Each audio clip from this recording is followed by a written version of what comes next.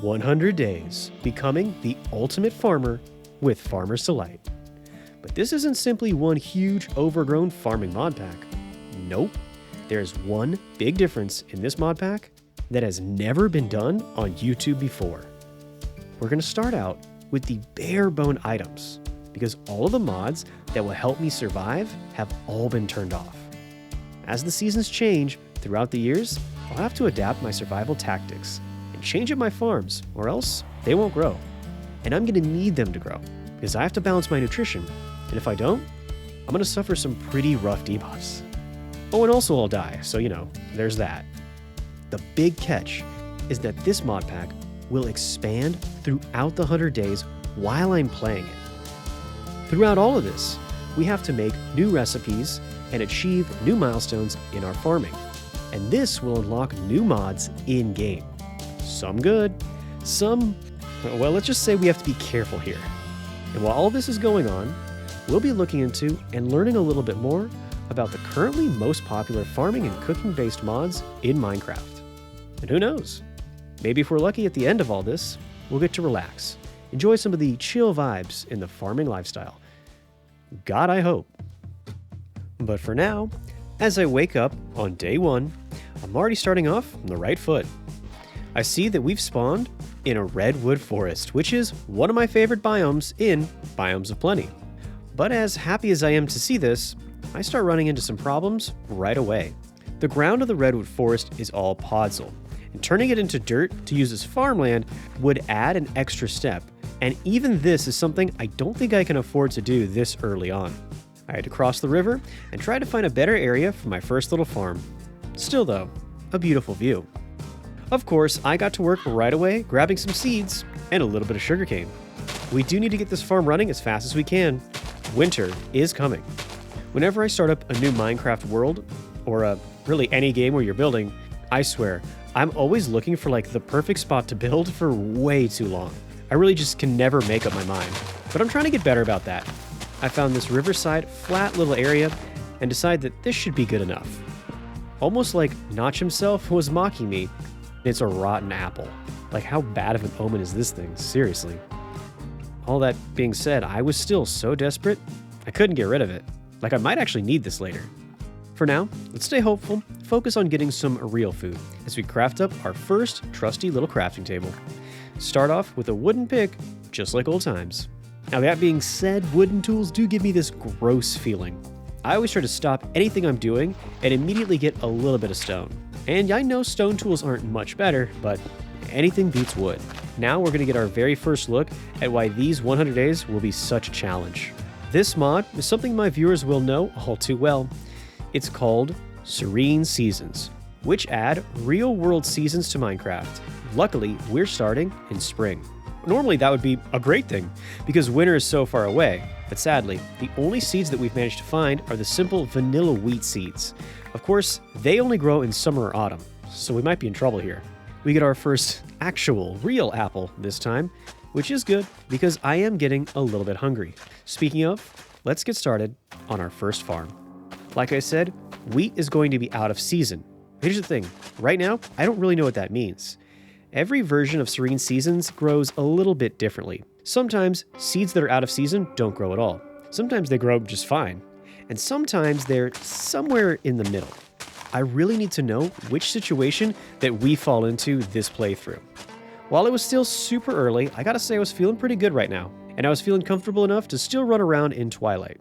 Now I have some torches. I can set them around the farm. And hopefully, if the wheat is growing, it'll grow a little bit more overnight. Of course, then again, I have no idea if this wheat's even going to grow at all.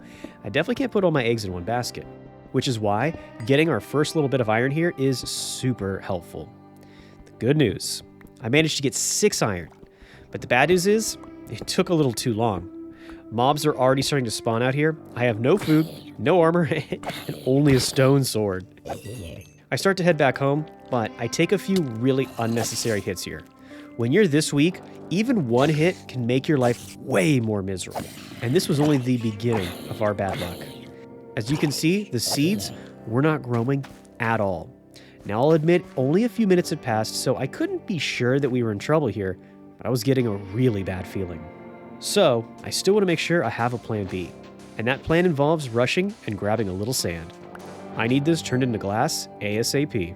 While it was smelting, I didn't waste any time, and I make sure to get myself a shield, and I get myself a set of torches to help the wheat grow. Again, if it's growing. Being out at night on your very first day is super dangerous, but I can already tell I'm going to quickly run out of food, so I have to spend every second I can trying to figure out how to get this farm to work. So of course, this happened. That shield right there definitely saved my life. And I even managed to get a little bit of bone meal out of this. And this was perfect. It was exactly what I needed to turn around this dangerous start. Yeah, or so I thought. My worst fears have just been confirmed. The bone meal doesn't work on crops that are out of season, like this wheat. Now I just wasted it, and I've wasted my hope of growing any of this wheat in the spring. I'll have to find another way to get food. But first, we use up our last little bit of iron, we get a pick, and now a sword to add to our very first items. I spend the rest of the night hidden down here trying to figure out what my next move is going to be. Just as the sun was rising on day 2, I headed out. The mobs might still be here, but I have no time to waste. I need food right now. Now, chasing down this riverfish for a couple measly bites might be my only option. Yeah, I was in a pretty bad spot right here, I'm not gonna lie. And I was even more upset to find out that in this mod pack, you can't even cook perch in a furnace. I mean, come on. So now, I'm doing my best Smeagol impression and just eating raw fish and a rotten apple. Yum. And I'm cooking up some glass. But I'm gonna have to focus more on that later. I'm still pretty desperate here for food. Whenever I play Minecraft, I don't really like to kill all the animals that spawn around my base. If you want to collect animals and breed them and raise them, this makes it way harder on yourself. And I definitely want to raise some sheep. But I also definitely don't want to die here on day 2. So now this is happening. Back at my base with the blood of the lamb on my hands, I decide to make a second furnace so that I can cook up all this mutton. But I make sure to keep the glass cooking, because it's going to be super important very soon. And you'll see why.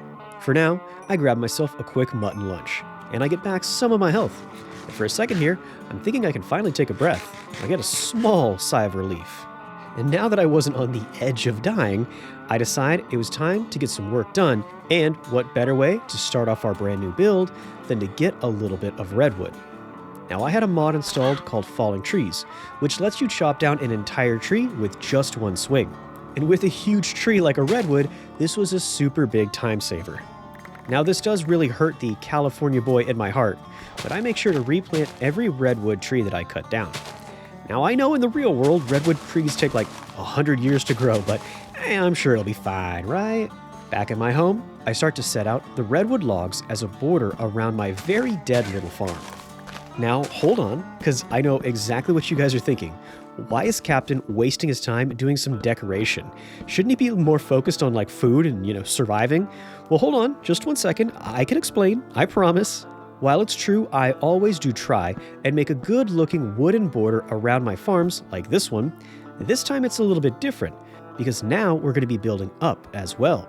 I'm using these posts right here from Macaws to start to build up a lattice covering our small little garden. Now, some of my loyal viewers, you guys probably already know what I'm trying to do here. But for those of you who are brand new, this part is super important for my survival. And speaking of survival, as the cold, rainy night creeps in, I set out all these log piles. Looks like a little terrace that will be hanging over the garden. Looks like I'm going to have to work fast, because these mobs are starting to take chunks out of my health, and with no food left, this could be a really big problem. Now, here's the thing. In Pam's Harvestcraft in the past and other farming mods that I used to play, you had an option to make a block called greenhouse glass. This would help you grow crops in any season that you wanted. Now, in this mod pack, we do not have that option, and this is obviously just normal glass, but I'm hoping that this will work like greenhouse glass even in Farmer's Delight. But for now, I have my little science experiment going on here. See, half of the wheat is going to be out here, exposed to the full sunlight with the rain and everything on it. And the other half will be my greenhouse with the glass over it, hoping that this will actually grow. This better work. So, just to be safe, I think I better spend the night underground away from all the mobs. Turns out this was actually a pretty smart idea, because I did manage to find a little bit of iron, but sadly, I pretty much spent my entire iron pick to get it. Still, it was worth it, because now, on day 3, I was safe. Kinda. On a rainy spring day like this, the mobs still might be sticking around, so I'm gonna have to be careful. And what's definitely worse than all that is now I don't think the greenhouse trick is really working. I have one more desperate idea.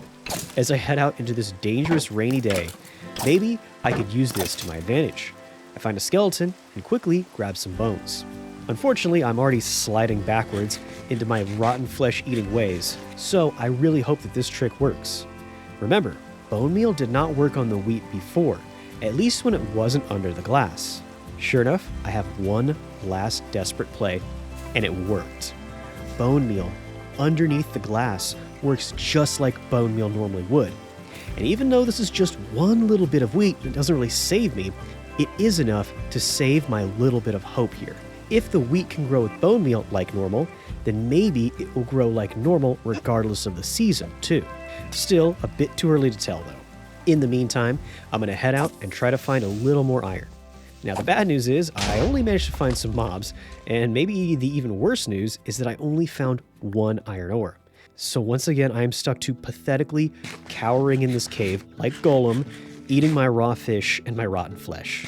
This mod pack has me stuck here at day one patheticness. Well, almost. Because in this mountain cave, we managed to find an item that will entirely turn this playthrough around. And yes, of course it's money. What did you expect? Now, sadly though, you can't eat raw cash. Trust me, I've tried.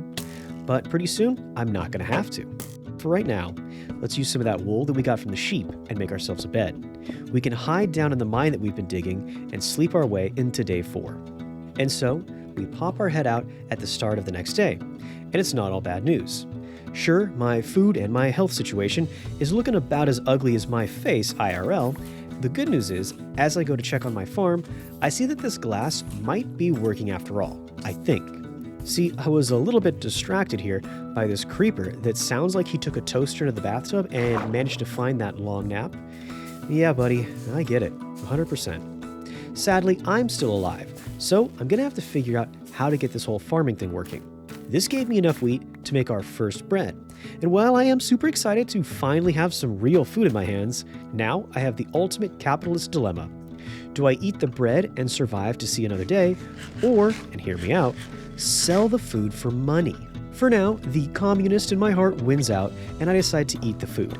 However, I immediately use those calories to get more glass. More glass means more food and more bread to sell, so the capitalist in my head is still happy as well. Of course, to sell anything, I have to have a market, which means I'm gonna have to trick this poor, foolish merchant to come and live with me. We set the market down, and soon enough, his fate is sealed. In this mod pack, you can buy seeds with emeralds. Oh, and I almost forgot about this part too. You can use diamonds, I guess. 1 carrot costs 1 diamond. I didn't even set that up. That's like how the default mod pack comes. Like, for real, this is corporations trying to rip me off so bad here, I might have to call up my boy Luigi.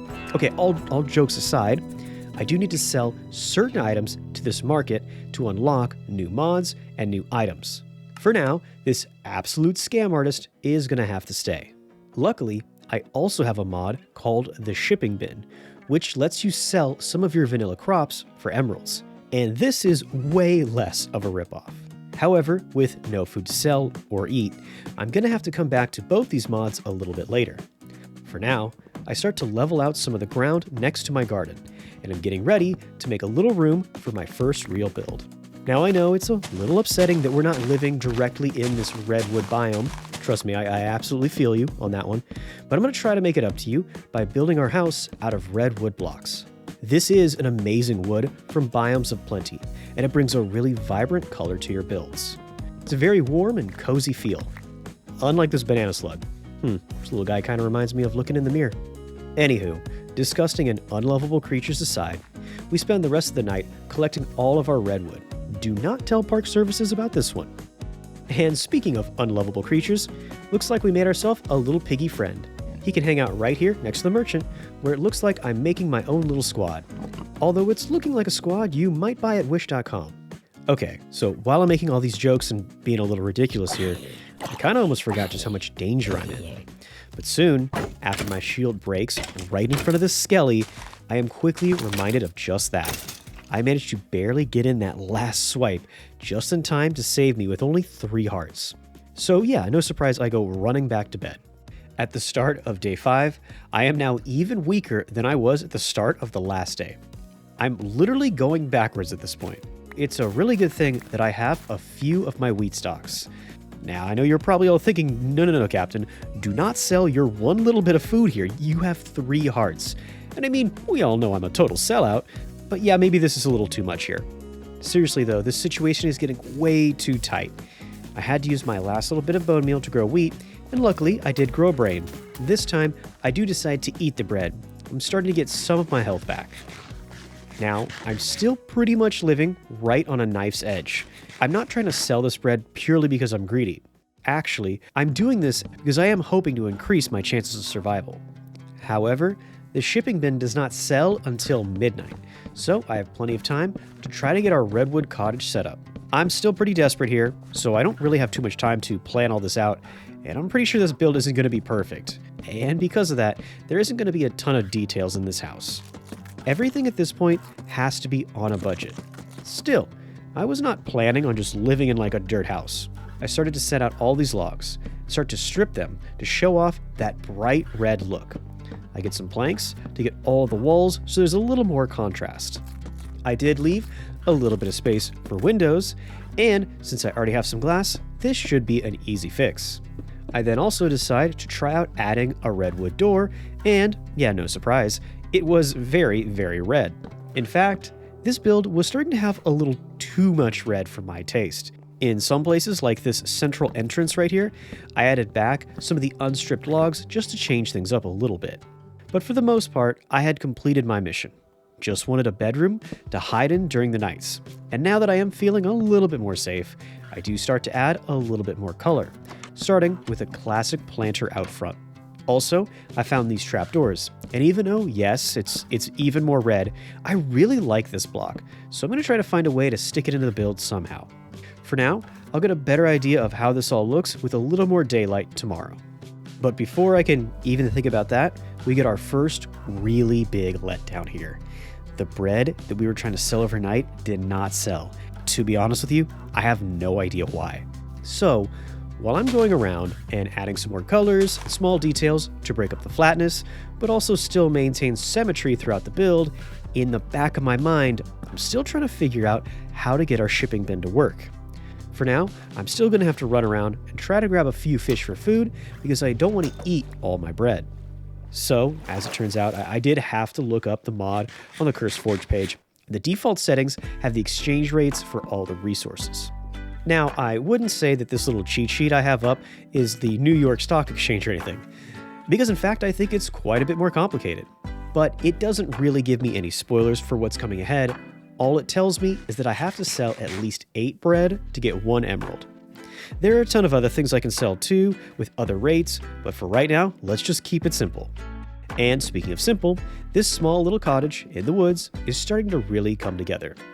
There is still some work that I want to do, but like I said, I really need to hurry up and not get too bogged down in this. I do decide to add some oak here to break up all the red, but still not distract from it too much. Then I add these log posts running sideways down the whole length of the roof. And I really think this looks nice, like there's some log cabin support beams running across our cottage. And speaking of roof, I start to look at some of the Macaw's redwood roof options, but in the end here, I think I have to stay a little bit more focused on function for right now, because these things do seem a little expensive. So yes, that means sadly, my house has no roof on it. So just like in real life, I will be barely functioning, and that'll have to do for now. At the start of day 7, I still don't have any sales going on in the shipping bin, but I'm hoping I can change that today. Step 1 of this brilliant new plan of mine involves, well, breaking down this garden that we worked so hard to build. Okay, no, not exactly, but I do have to remove one side of the supports here and make it exactly 1 block bigger. This way we can fit in a full 9x9 farm. And yes, it means we will be going outward into the river a little bit. I kind of hate doing this, by the way. Like, I know that I do this in a lot of my videos where I build out into the river and I have a bunch of dirt just like floating out here in the water. It's kind of weird and I don't really love it. But again, I'm trying to get the most yield out of this farm. Remember, even though I'm having fun, I'm still pretty desperate here. I still need to make sure I'm keeping function and efficiency at the top of my priority list. Now that the dirt and the seeds are all in place, I just need to rebuild the overhang and make sure that every single block that has farmland also has glass over it. Sadly, just like your mom keeps on telling me in the bedroom, I come up just a bit short and I ran out of glass. You don't even know how to feel about that joke. Should you be laughing at me or laughing at yourself? I got you there, didn't I? Well, I also got some more sand, and soon I should have enough glass to make an official full farm. And hopefully, if nothing goes wrong, we should be selling bread in no time. Ooh, was that too much foreshadowing? Well, I can't really think about that right now because I have more pressing matters at hand. Like, what should I be doing with this little bit of bread that I have? If I put these 7 pieces of bread in the bin, that should be enough to sell for 1 emerald tonight. I'll get to see if this mod pack is going to expand. But I'll also be out of food, so I don't really love that either. And after getting hit by a creeper, yeah, I think I might have to just play it safe and hold on to all my bread for right now. But I can't really do too much until I figure out how to get out of this really weird situation and get off my roof. I'm trying not to waste any of this precious bread, but let's face it, my health is super low, and the creepers are getting ready to blow up my brand new house. And sadly, things only get worse really fast. Yeah, so after that totally not freaking out there and easily handling that little baby zombie, no problem at all, I do manage to get enough wheat for just 1 more piece of bread. I can eat one and I can sell the rest. We can finally get ready to let the real fun begin.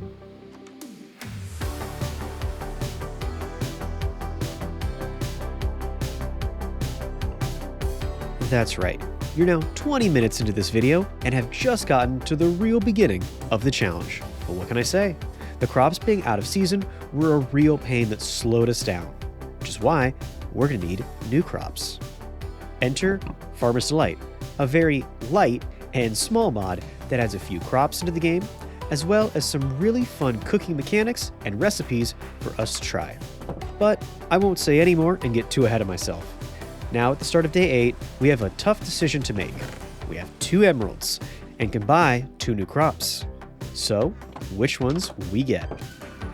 Our new options are cabbage, rice, tomatoes, and onions.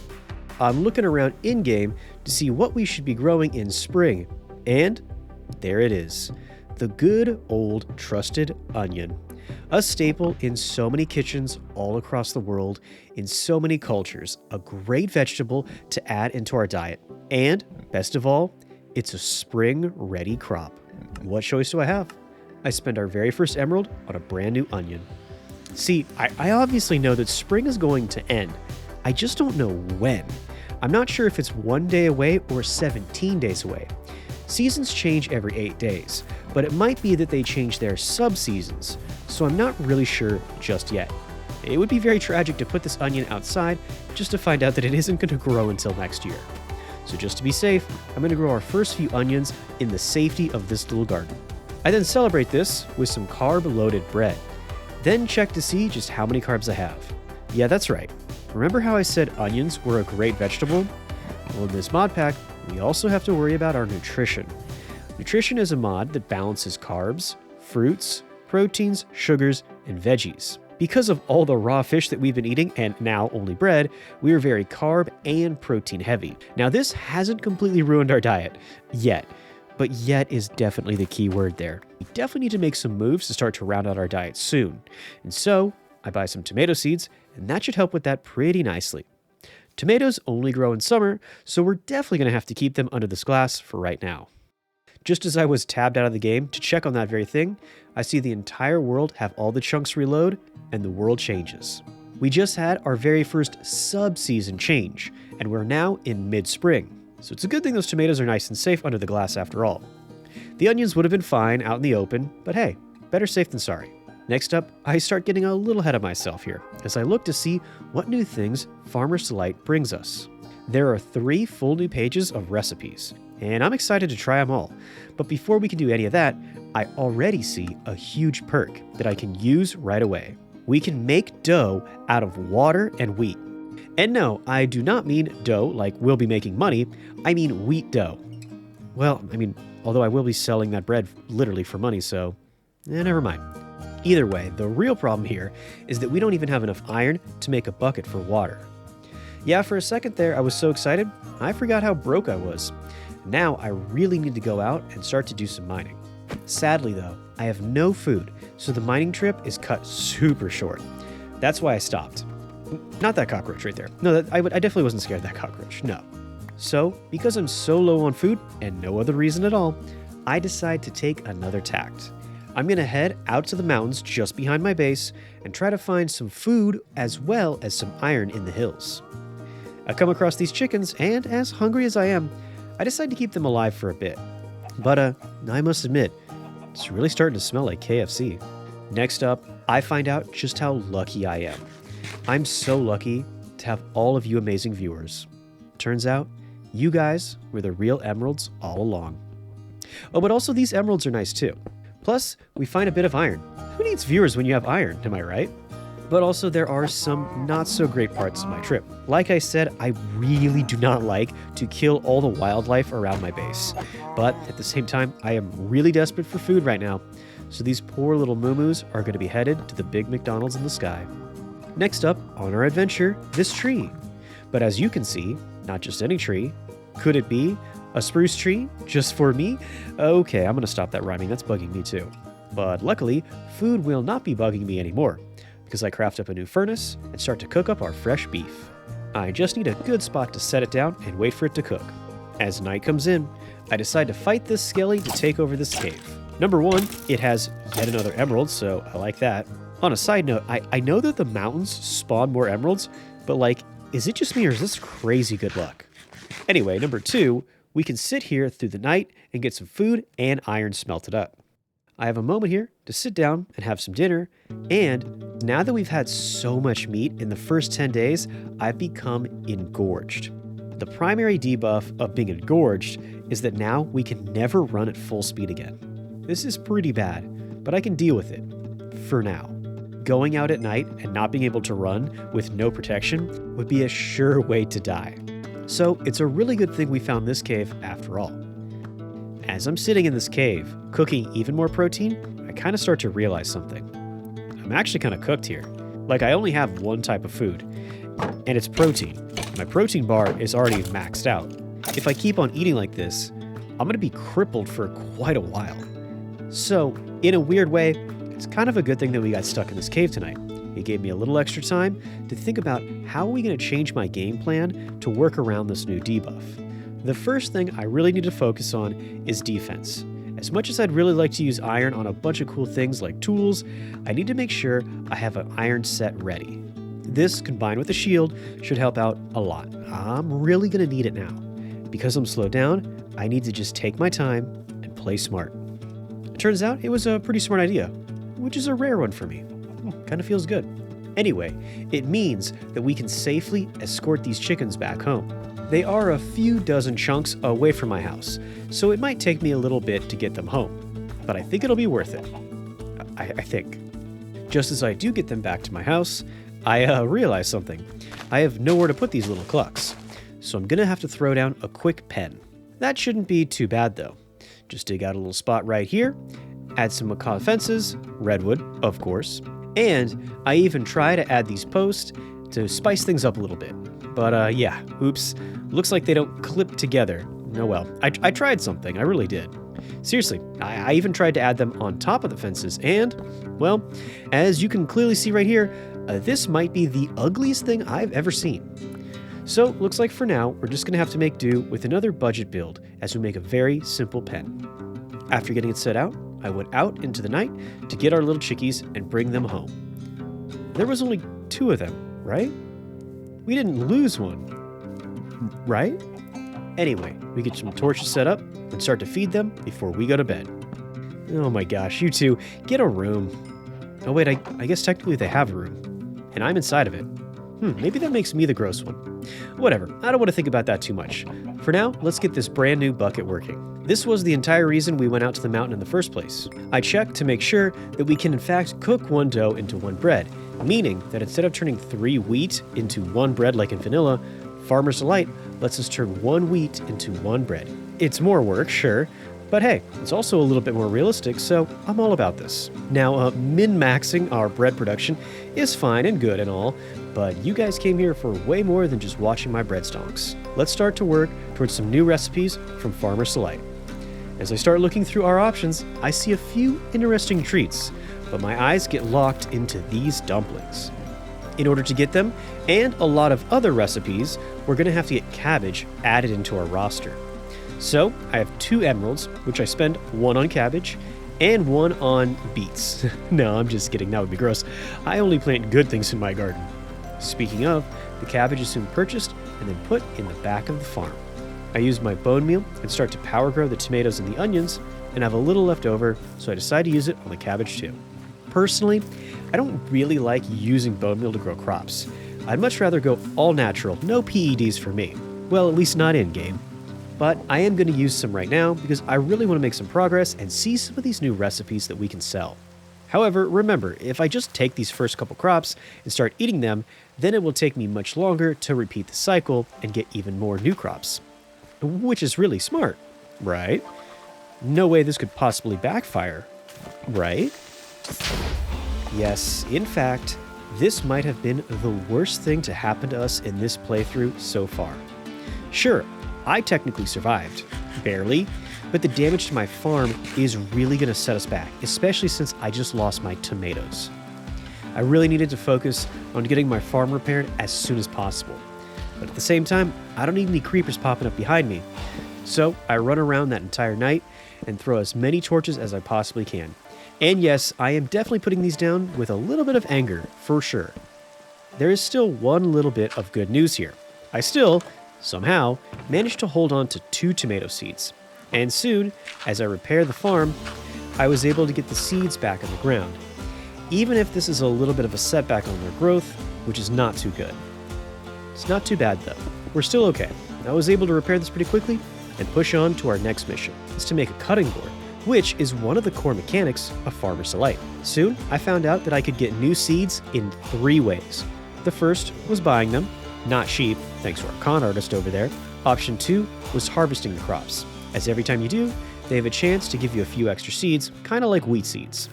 And after planting all of these, I get started on option number 3.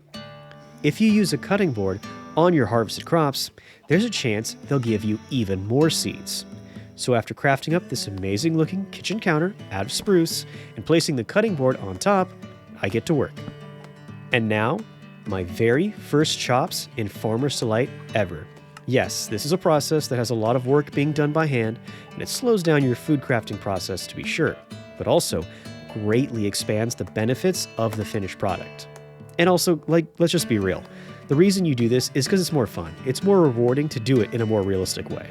I whip out my knife, and I cut up the cabbage, which basically doubles the amount that we get. Also, some recipes need it to be cut up. No seeds this time, classic Captain's luck, but I don't really care. I'm too excited to get all these new ingredients ready. It seems right away with this cabbage, I could very easily make a wrap. Well, as long as I have a cooking pot.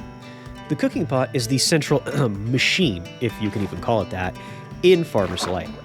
It takes iron and clay, but luckily we're here on a river, so that shouldn't be too hard. I remember from my last video, you need a heat source underneath the cooking pot, and a campfire should do. In the spirit of our beautiful redwoods, I make a redwood campfire. But also, in the spirit of being a little more realistic, I don't think I should be placing a campfire straight down on wooden planks. I would basically be turning my entire house into one big bonfire, and Khaleesi, I am not.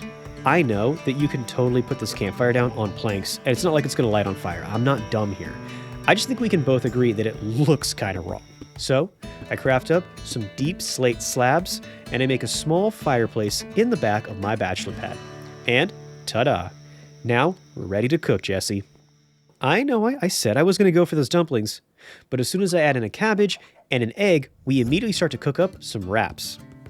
In the meantime, I still need to get some chicken, but this little zombie has other plans.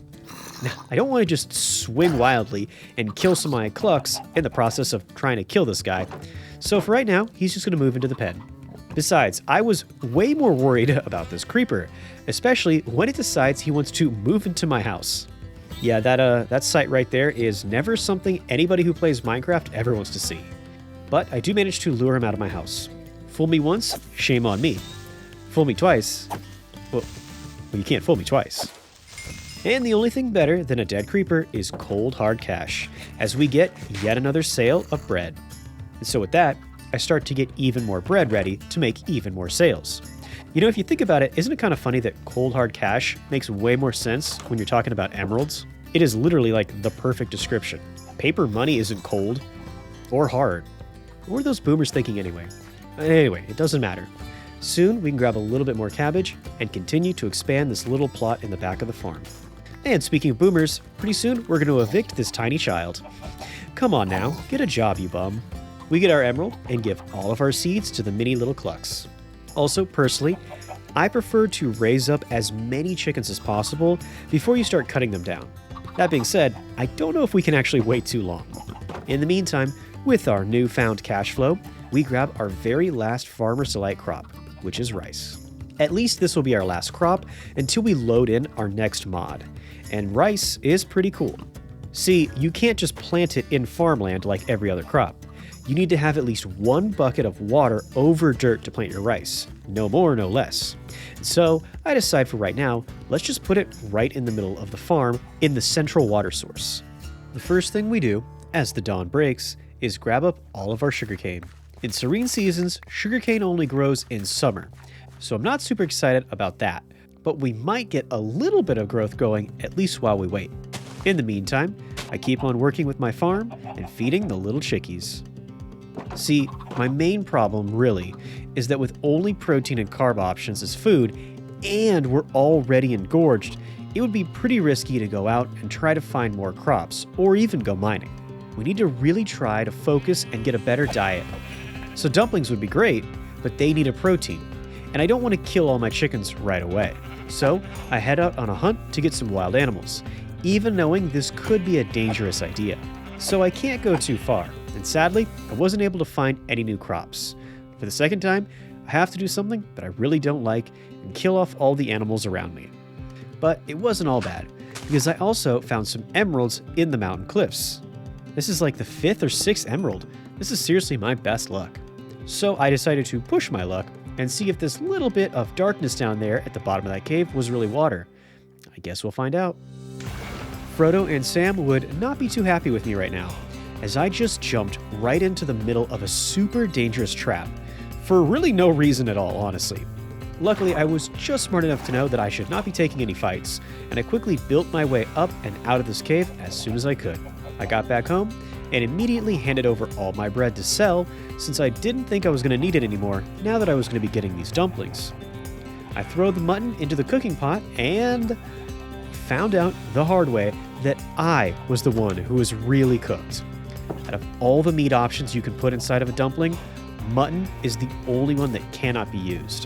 Which, I guess that makes sense. Like, I don't think I've ever heard of sheep dumplings. But come on, I'm sure it wouldn't be that bad. Okay, maybe after that joke I don't deserve to eat. For now, I will focus more on my farming and a little less on those cringy dad jokes. I do get some good news though, as I see that I might be able to harvest bone from cutting up meat on the cutting board. I start to cut up my mutton, which is good because I get double the mutton, turning it into 22 chops. However, it is also one of the meats that doesn't give you bones either, so not so good. I then decide to cut up my rice, which you need to do if you want to replant it and get this straw, a resource that I didn't really understand too much about at the time, but later it would turn out to be huge. For now, I'm adding some water to the farm so we can get a little bit more rice. And more importantly, we're able to get a little more profit as we get 2 more emeralds. Now, this doesn't mean I was exactly stacked, far from it, but I figure I could try to speed up this first little farm cycle by buying a few more seeds and adding them right into the farm. Only this time, there's one big difference. Remember, onions can grow in the spring, and we still have plenty of this season to go, so I'm planting my first crops outside of the glass garden. And one last desperate time, I try to get the mutton to cook in the dumplings, and yeah, I was getting really desperate and really sad here. Oh, and speaking of sad, time to make a sacrifice to the blood gods. I quickly check to make sure no one's looking over my shoulders, and I start the butchering. But all jokes aside, what's actually really sad though, I've killed multiple clugs. Like I think I've killed 8, and they're not giving me any meat. The blood gods must really want their blood today. Finally, I managed to get one little piece of chicken after completely decimating my chicken family. Remember guys, next time, just die better, okay? Farmer's Delight comes in clutch one more time here. By cutting up the chicken, it at least gives us 2 pieces, which is much better. Then, by making the dumplings, you get 2 servings of them, meaning that 1 chicken turns into 4 dumplings. So of course, we start cooking. In no time at all, we finally have our first official Farmer's Delight treat, our dumplings. Not a bad way to start it off either, in my opinion. This is exciting because, well, we're finally real chefs, of course, but it's even more exciting than that. Because now that we can sell one of our dumplings, we'll be able to progress this mod pack even farther. At the start of day 13, we take our dumplings and we eat one of them. I see at the market that we can trade our dumplings for some bamboo. Not too exciting yet, but the second I do this, my assets start to reload as the next mod comes online. And judging by my failed nutrition, we're gonna need all the help we can get. So I hope this next one is a good one.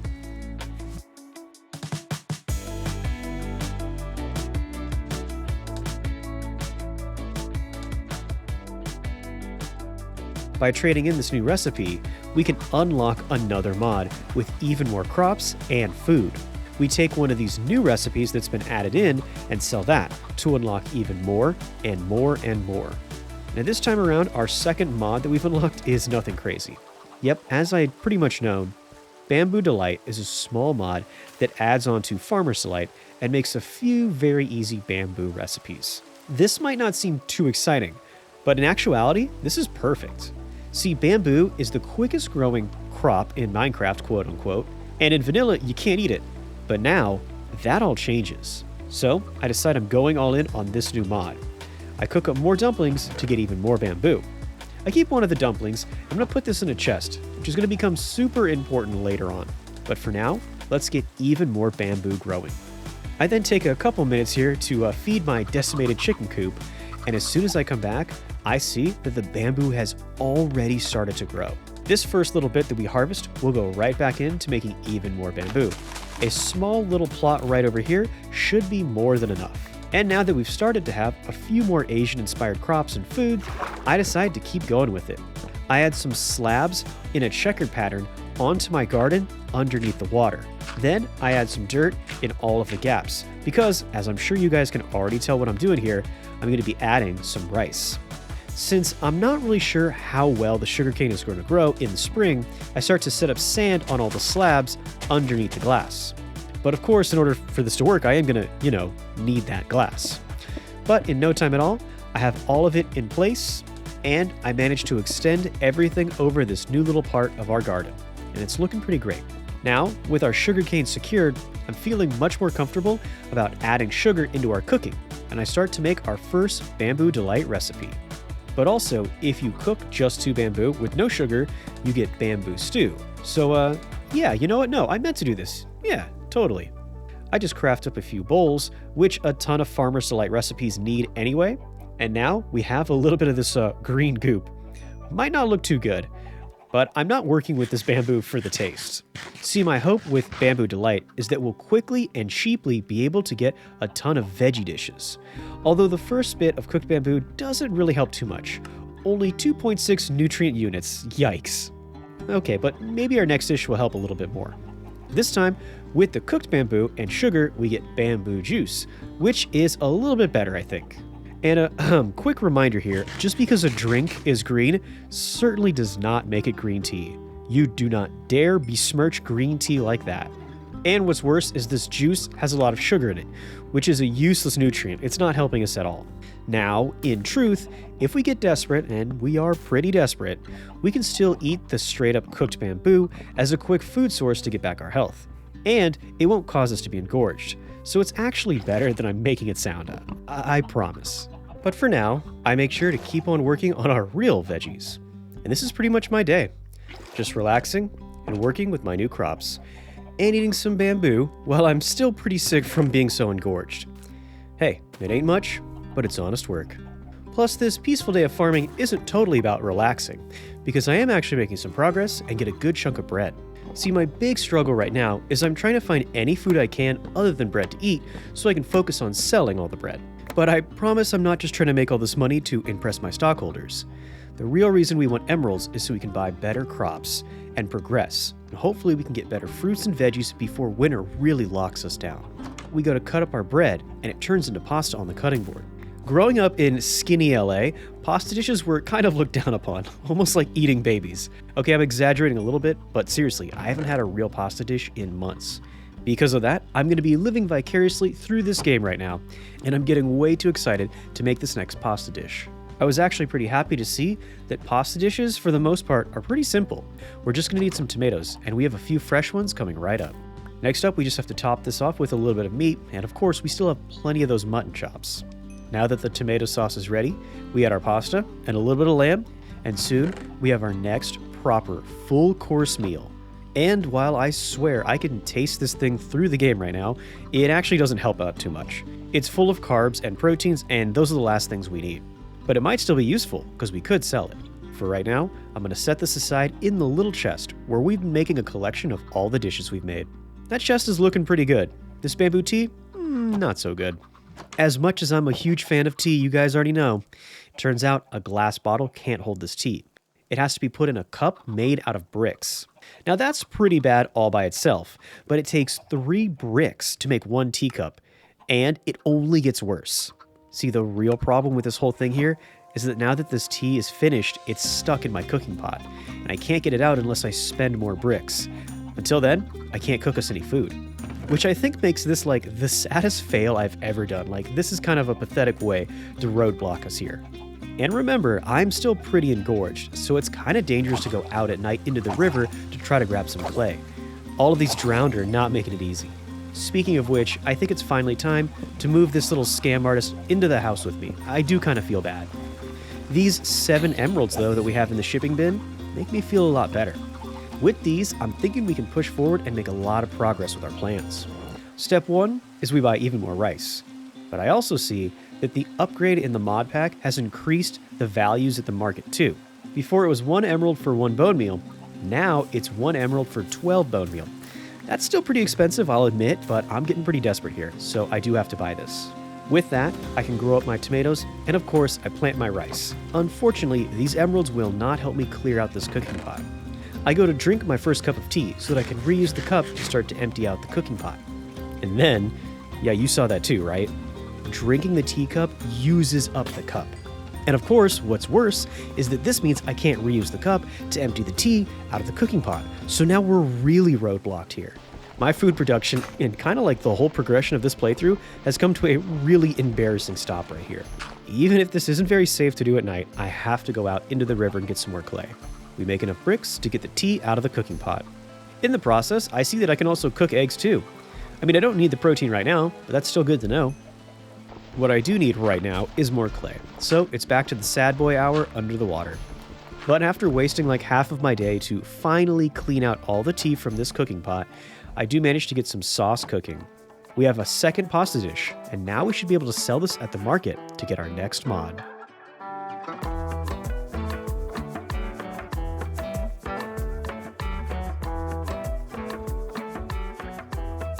The pasta trades for some eggplant seeds and unlocks cultural delight. Just like that, new crops enter the arena, and these ones are pretty good. Now, I actually don't know if eggplant is too popular with like most people. Like, I never hear people just talking about how much they love eggplant, but dude, I do. Especially if you can get a good baba ganoush. Ooh. So you can probably guess how happy I am to see that we have these new little seedlings right in the garden. Unfortunately, I don't know what season eggplants grow in, but under this glass, it shouldn't be a problem either way. For now. To be honest with you, I was a little too distracted to even worry about that. I rushed to use my bone meal and grow up these eggplants as soon as I can. Soon, I had an eggplant in my hand. Boning and eggplant emojis? There's a good joke in there somewhere, but we all know I'm not funny enough to find it. I ran out to the side of my house where I very quickly threw it on the sapling without really giving too much thought to like the layout of my pace. I gotta be honest, I was way too excited to get some guac going. Likewise, I also rushed down the corn kernels too. Now we should have some tortilla chips to go with that guac. At the end of the day, I even used my bone meal to start growing up the corn. And if you can find a way to make that sexual, you're way more gutter-minded than me. And moving on, I keep on growing even more bread. Selling the bread for emeralds is just about the only thing in this playthrough that has really been going perfectly for us. As the night falls, I start to look around and see what recipes I should be working towards next. I see that we can use our new crops to be making some poached eggplants. Perfect. Not only does this use ingredients that we pretty much already have, but it also incorporates the eggplants, and it's a veggie dish. It's exactly what we need. Maybe now with a balanced diet, we can actually leave our house and do a little more exploring. I just need a few more eggplants to grow. I grab some emeralds from the bin, replant some of the corn, and then I decide to buy even more bone meal. Now, I know I cannot state enough how aware I am that this is a horrible deal to be making. But the more bone meal we can get, the quicker we can progress, and that way we can get even further through this playthrough. I'm kind of doing this for you guys if you think about it. So of course, I quickly get as many eggplant crops laid out as I can, and soon some cucumbers are starting to grow too. And then I start to focus on what eventually would become my legacy. You can think of this little chest right here as sort of an in-game achievement board. I'm going to be focusing on collecting all of these recipes, as many dishes as I can. And my goal for these 100 days is to fill this chest up with as much amazing, colorful foods as I can. But we have a long way to go, clearly, and it's almost day 16, so we're really going to have to hurry. I was feeling much better about my food situation. All I needed to do now was go out and grab a little more bamboo. This is going to be my most basic food source just to fill me up for right now. You can eat as many veggies as you want and you will not become engorged. Now, I think I finally have everything I need to make those poached eggplants. After getting a little more tomato sauce, I have a decent amount of them too. Finally, after a full day of gardening and kitchen meal prep, we have a good array of items in our inventory to help us with our nutrition, so we should be able to go out on another adventure. And sadly, we're gonna have to go out on an adventure after this little mess right here. I thought I was making bamboo stew by putting raw bamboo in here. Instead, this was actually cooked bamboo. By putting the cooked bamboo into the pot instead of raw bamboo, well, you guys remember what that means, because I didn't. I quickly went out that night, cutting down trees, looking for apples, because I did have 0 fruits, and I was really hoping I could make some progress on that front. Sadly, by the time I got home and realized what I had done, it was way too late. I had filled up the cooking pot with 12 bamboo tea. This would take me 144 clay to clear out. Like, how stupid could I be, seriously? At least I was smart enough to realize a lost cause while I could. Instead of using my bricks to try to make more cups, I was going to save them, because at this point, it would just be cheaper to make a whole new pot. Of course, all I needed to do that was get 5 iron, so it's a good thing we were prepping up to do some mining. And we were well nourished to take a trip into the mine. And while all that was pretty good, turns out my luck was not so good. The first thing I found down here in the mines was a bunch of skeletons and this monster box. Monster boxes are a quarks item, and if you hit them, they will spawn a squad of random mobs. And speaking of that bad luck, this one spawned with cave spiders.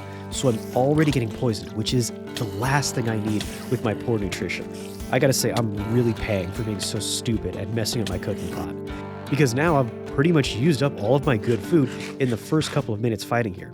My nutrition is now so bad that I'm actually starting to lose permanent hearts. Now my health bar only has 8 hearts at its full amount. And that's really not great when you're fighting a pack of mobs down here in the caves. I had to block up this path and be super careful about how I took these fights, because this was just getting worse and worse.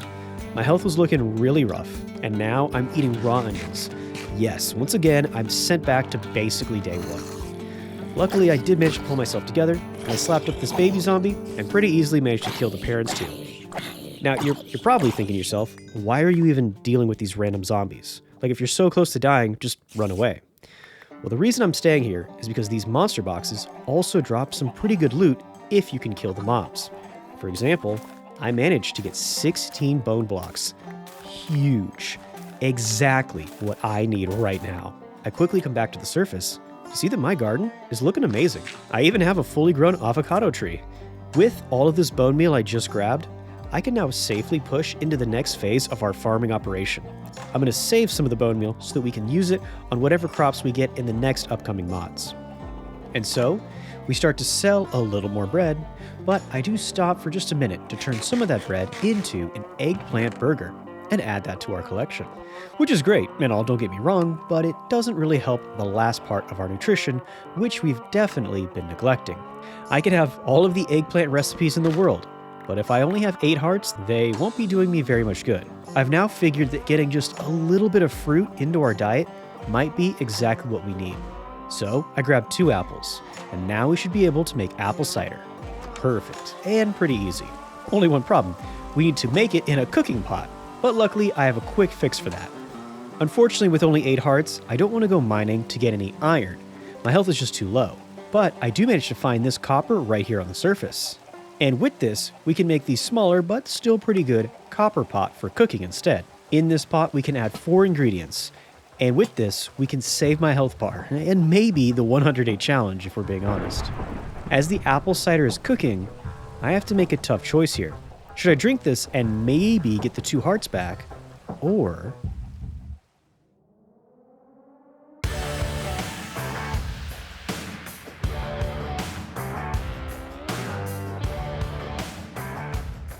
I do decide that I'm going to check the market to see if there's any new recipes this could give me. I first see that we can trade the eggplant burger for, well, just a plain burger. But you guys have probably already gotten ahead of me here and figured out the far more important thing.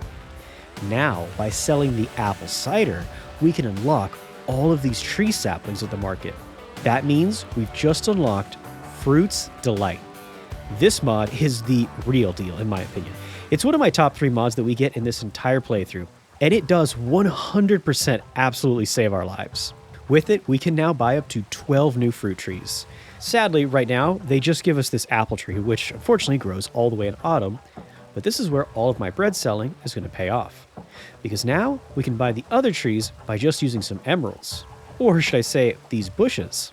Turns out, this mod also adds 5 more crops that grow from bushes, including one of my favorite, blueberries. I quickly see that we have 3 whole new pages of recipes and fruits. This should make getting all these fruits into our diet much, much easier.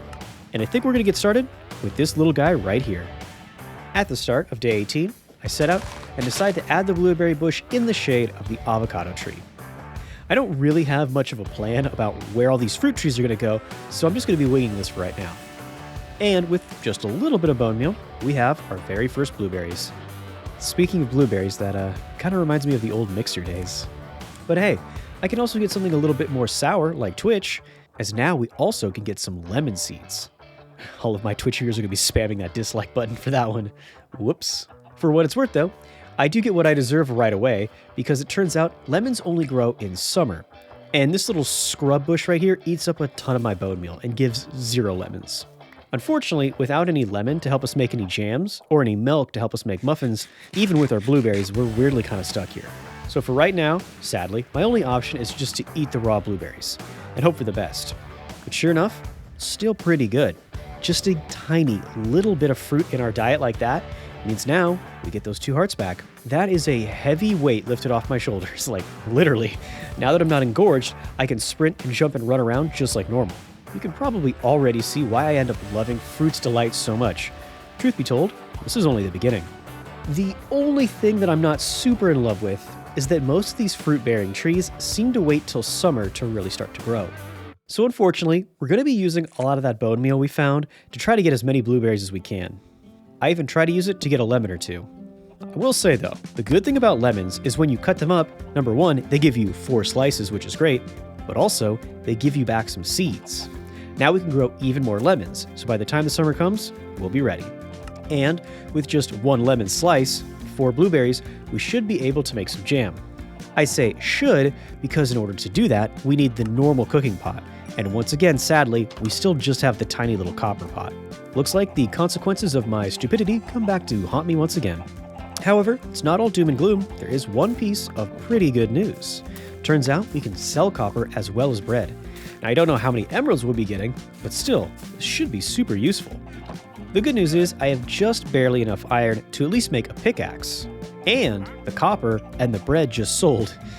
Ew, it takes 12 copper to get 1 emerald? I guess that officially means that bread is worth more than copper. Still can't see why all those crackheads keep stealing the copper out of my walls. Whatever, it doesn't really matter. Because now that we have a few more emeralds, it's time to get all of the spring fruit trees bought up.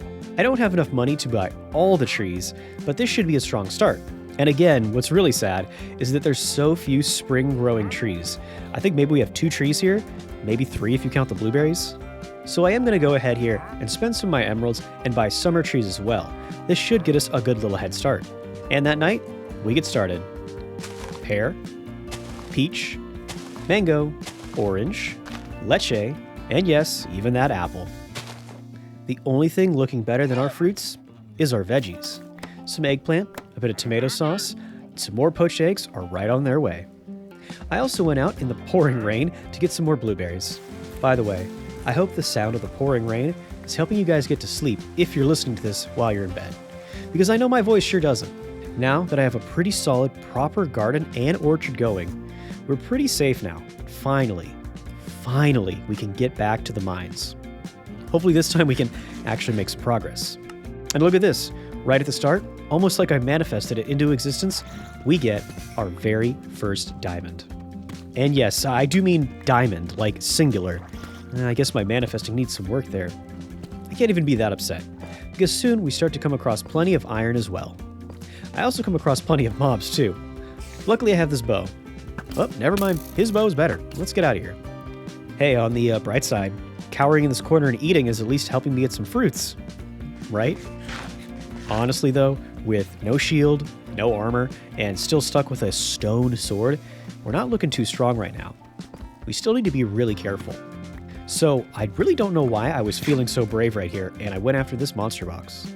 Now, I would never recommend intentionally getting hit by poison. However, since we have Nourish, the effect of poison is super minimal. In fact, I don't even think we lost any hearts, maybe even half one. That, combined with the bow, makes this fight much easier than it first looked. Pretty soon, we can chase this witch all the way down the cave. With this, we managed to get another 28 bone blocks, so I'd say that fight was pretty worth it.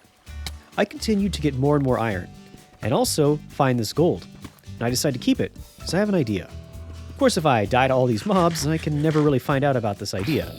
So, I need to stop and rest here for just a moment and make a small camp. Let's get some iron, make a shield, number 1, then a sword. It does seem a little overdue to have an iron sword. And even though we crafted up a shield, I have it in my inventory, I didn't have enough time to get it out by the time we fought the skelly ooh, did you guys pee my pants, or was that just me? Either way, after some much needed healing and getting my full gear set, I was scared enough to finally decide it was time to go. On the way out, however, I found some calcite, and I decided it might look good in my next build. So I grab a little bit and decide to grab some of this amethyst too. This was also going to fit into my new idea pretty well, but my pockets were getting pretty full, so I decided to keep moving. And soon, I was just about to pop up to the surface when I struck this water. I decided to just go for it and swim my way up to the top, and luckily, I found myself right back to my base. Yeah, that really was pretty lucky. But then I decided to check the day, and I see that it's day 23 already. Yeah, maybe not so lucky after all. See, the problem is, if each sub-season is 8 days long, and there's only 3 seasons, early, mid, and late, then by my math, we only have 1 day left of spring. Can't be too upset though. Look at this beautiful sprouting garden. And even better, look at these fruit trees. The colors are bursting out, and some of the first fruits are already starting to pop off. I can even see that in Fruits Delights, sometimes the fruits will fall off the tree and onto the ground. I know that means that they'll probably despawn and we may miss a few fruits, but still, there's something about that I really like. I take a quick break from frolicking in the fields to put all of my iron in a furnace, and my plan with the amethyst and the gold looks like it's going to work too. Since the shipping bin clearly is taking them, meaning it will probably sell them too. This right here might be the easiest emeralds I've ever... Now what am I talking about? You can sell sticks to a villager. And speaking of some really bad sales, I have diamonds, which means I could spend a diamond to get a carrot. Look, I know eventually I'm probably going to have to just cave and buy this thing, but for right now, this is just too much of a ripoff. I can't do it. Instead, let's get back to all these fruits. This looks great, and we can add it to some of our recipes right away. Being away from my farms for so many days means that our nutrition has taken a huge hit. We are struggling all across the board. At this point, even my protein is starting to look bad. I look through my recipes, trying to find something that can help with carbs, fruits, proteins, and then I see it, lemon cookies. And that would be perfect. But sadly, we will need some milk, and I have no idea how we're going to get that. On the other hand, orange chicken. I start cutting up some oranges, and now we just have to cut up some chickens. And just before I start completely wiping out my chickens again, I do decide to send some gold into the shipping bin as well. And it was just in time too, because right away, I sell all this stuff for 40 emeralds.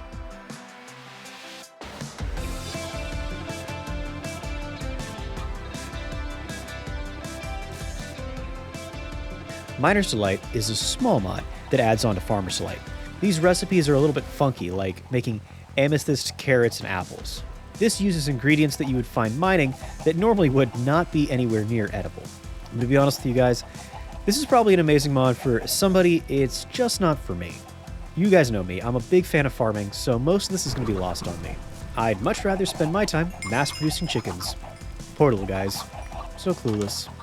Speaking of clueless, I just went to bed right now, and I think I may have accidentally skipped an entire day. Either way, it's now officially day 24, and these chickens have had their last day on Earth. Time to send them to the big farm upstate. Now, I don't spend too much of my free time just killing chickens, but I swear, they used to drop way more meat before. Maybe this mod pack limits the amount that animals drop, I'm not really sure. There is a mod coming up in the future that will absolutely fix that, but for now, I'm pretty sure we just cleared out all the clucks again. But this is going to be worth it this time.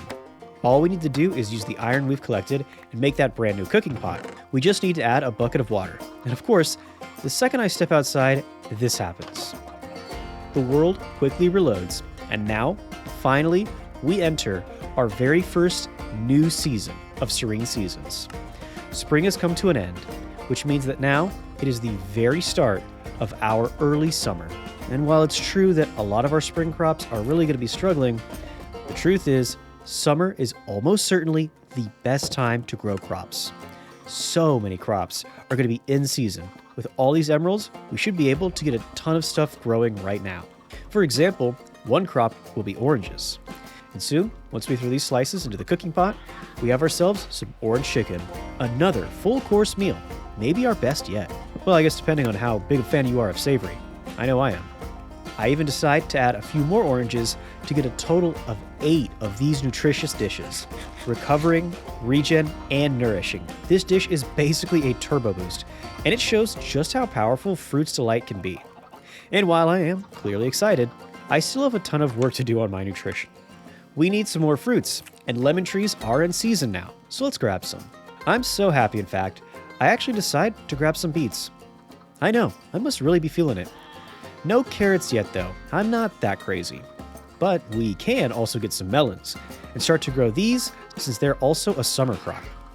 As the sun sets on our very first day of summer, we grab the last bit of these fruit saplings and head out to plant them. This list includes mangosteen, not exactly sure what that is, mayberry, again, don't really know too much about that one, but hey, at least I've heard of persimmon before, and a fig tree. Those are right up my alley. Finally, we get the hawberry tree down, and then we can add the fruit that, unfortunately, I know a little too much about. Durin. You've probably seen this online, and you probably know it smells like a fresh-cut fart. I've actually smelled it in real life, and it's not actually as bad as everybody says, or well, maybe my farts are just so bad I don't even realize it. Either way, we cut it up so that we can get the seed out of it and plant this tree at the very back corner of our orchard. And while all these trees are amazing, remember, every season has its good and its bad. And unfortunately for our onions, the summer is bad. In their place, we'll set out a brand new crop for this season, as I start to make rows for melons and hammy melons, a new Fruit Delight melon. Then we do add beets. Fine, I'll finally do it, but I won't like it. Speaking of something I won't like, this next mod.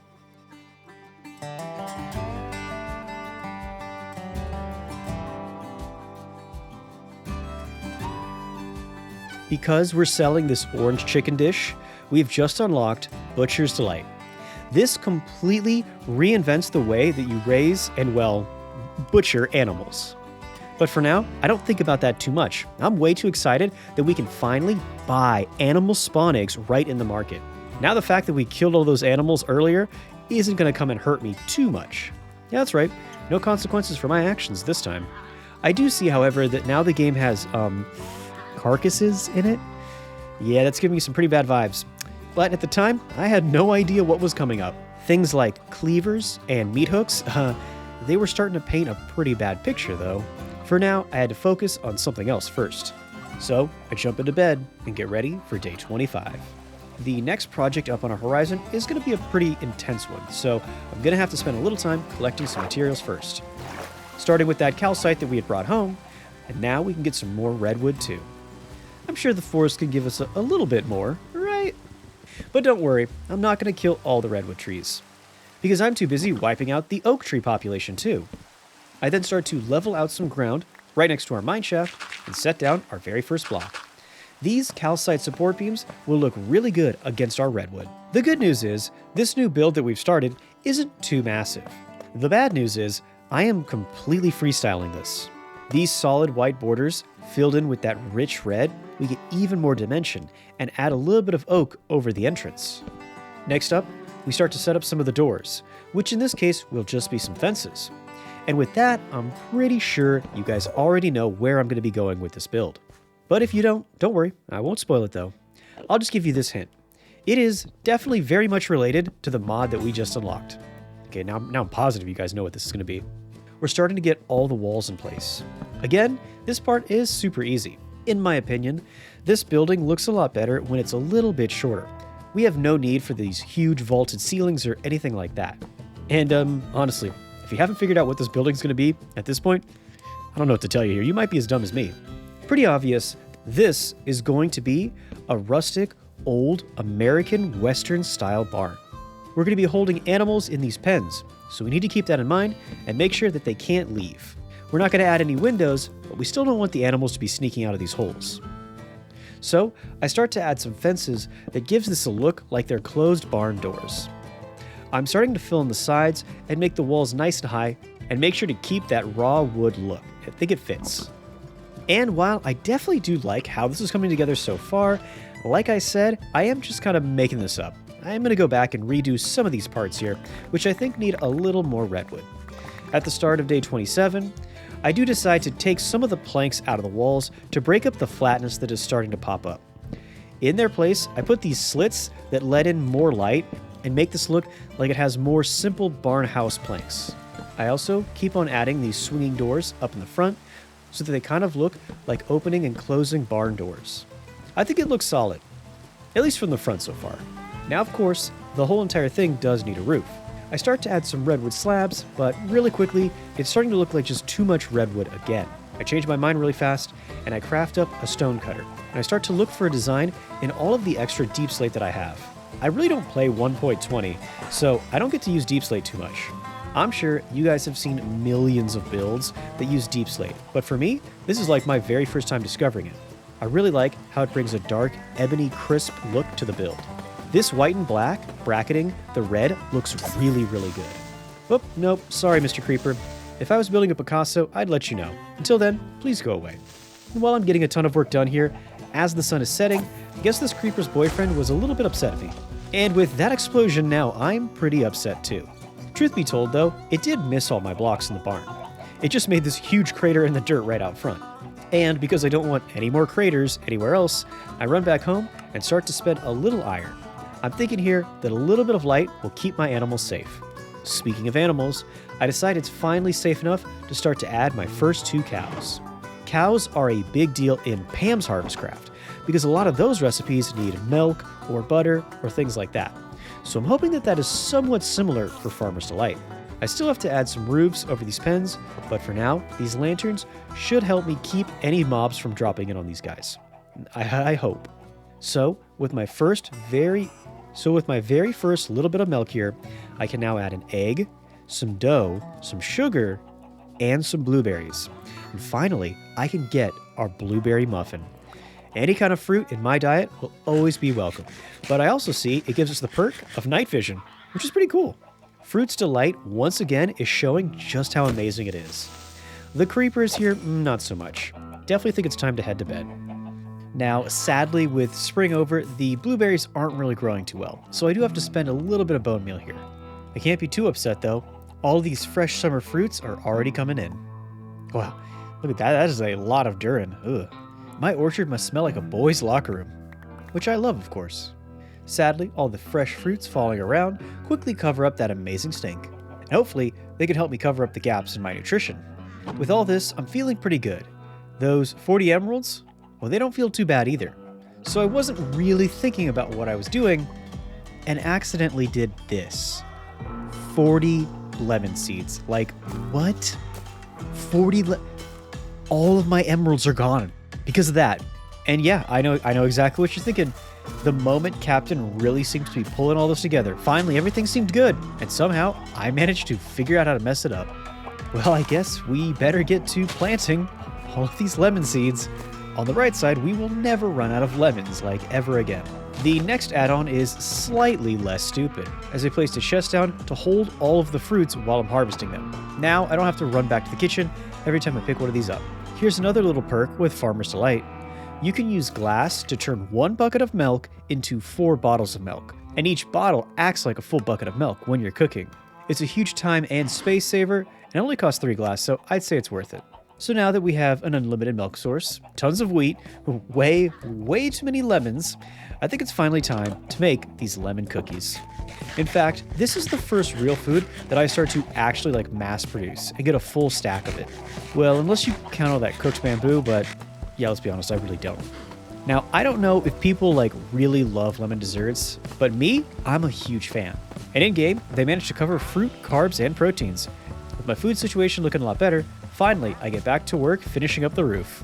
For right now, I'm going to try to complete the look at the very front of the barn, add some calcite, and some of those redwood trapdoors that I really like. I love these trapdoors, but I take a little time to look at this, and I think I could definitely do better than whatever this is. And I gotta say, this layout here kind of makes it look squatty and wide. I don't really like it. So I just make a really small tweak and I realign everything so now it's vertical. And it looks like there's some vertical bond doors that get up into the top rafters of my barn. This is much better looking. Now all I have to do is finish the middle roof, and we can get started on that by adding logs running down the middle on both sides. It's really coming together. We just need a little more redwood. Okay, maybe a little bit more. Maybe just a little bit more, just to be safe. And now, finally, I start to add some of the deep slate stairs, since this top part here is going to be a steeper slope. And that night, I finally get a look at how this is coming together. Looks like we're back in Kansas, Toto. Wait, Kansas does have barns, right? Yeah, sure, it has to. Already, we're on day 30, and I haven't even made a fraction of all the recipes yet. So, let's try to make a few more. Lemon jam is easy, and we can add some carbs to this by making jelly bread. Now, strawberry jam on toast, totally, I understand that, but getting lemon jam on bread, out of all of our recipes, this is one that's mid to me. But hey, this is enough to help me to get started on my next project, which, like most of the projects I do, is trying to fix this extremely avoidable and absolutely stupid problem that I made for myself. So 90% of my content. Since I pretty much threw all of my emeralds out, I've been trying to think of a way to quickly replace them. Now, I could go back down to the mines and get a bunch of emeralds like I did the first time, but remember, this video is supposed to be about farming, and this little lakeside slope is easily turned into a farm. Remember, it's summer, so we don't have to put any glass over this or anything like that. This wheat will fully grow, well, until winter. I grabbed some quick jelly bread to refuel, and continue to fill out this farm, because I'm really hoping we can get some more emeralds soon. I also decide to fully finish my little melon farm here. After all, we got to take advantage of the summer growing season while we can. And of course, we obviously want to take advantage of these lemons. I mean, you never know when we could run out. Get it? That's a joke. No, let's be honest. I think I'm the real joke here. Okay, time to go to bed sad. Hey, just like in real life. Early on day 31, we head back out to do just a little bit more farming. And on a quick side note, even if all these farm mods don't really seem your pace, I really think you should absolutely give the shipping bin a try. Now, I will admit, it is a little confusing to first set up, but once you do, It makes the relaxing and honestly pretty therapeutic process of farming one that also rewards you with a ton of emeralds. For me, it's a lifesaver to be sure, but also it's a really nice, tangible recognition for all the hard work you do in the fields. After all, if I didn't have the shipping bin, I wouldn't be able to get these hammy melons. And how sad would that be? I also wouldn't have this pineapple. But even with this, I'm still kinda sad. I'm not sure if I'm really doing this right, but it seems like you can't really expand your pineapple production. Once you harvest it and then cut it up, you get the crop back so you can replant it. That's great, but you can't continue to grow more of them. You can't multiply them. I guess just one little pineapple plant will have to do for now. And I'm sure I'll be able to find some kind of pineapple recipes, but I'll worry about that tomorrow. On day 32, I'm excited to see those 5 emeralds, but I'm not too excited to see this little guy. See, I've been letting this cute little guy just kind of hang around the base, sort of like one of my pets. But I can't help but notice that he has a very weird interest in my chickens. I'm kind of afraid he might be trying to kill them, or at least grab their eggs. So this is a pretty good time to bring all my chickens into the barn. After all, I don't really want to kill this poor guy, if I can avoid it. Oh, and speaking of killing, these little chickens here didn't quite fit in the pen, and now they will become corpses. No, like literally. Now that we have Butcher's Delight, when you kill an animal like this chicken, it becomes a carcass. I gotta say, it's a little unnerving to see this thing. But like I said, this is only the beginning of this mod. However, for right now, I'm going to try to put the grossness aside because there are some benefits to Butcher's Delight as well when it comes to harvesting animals. For one, you get way more loot, just straight up.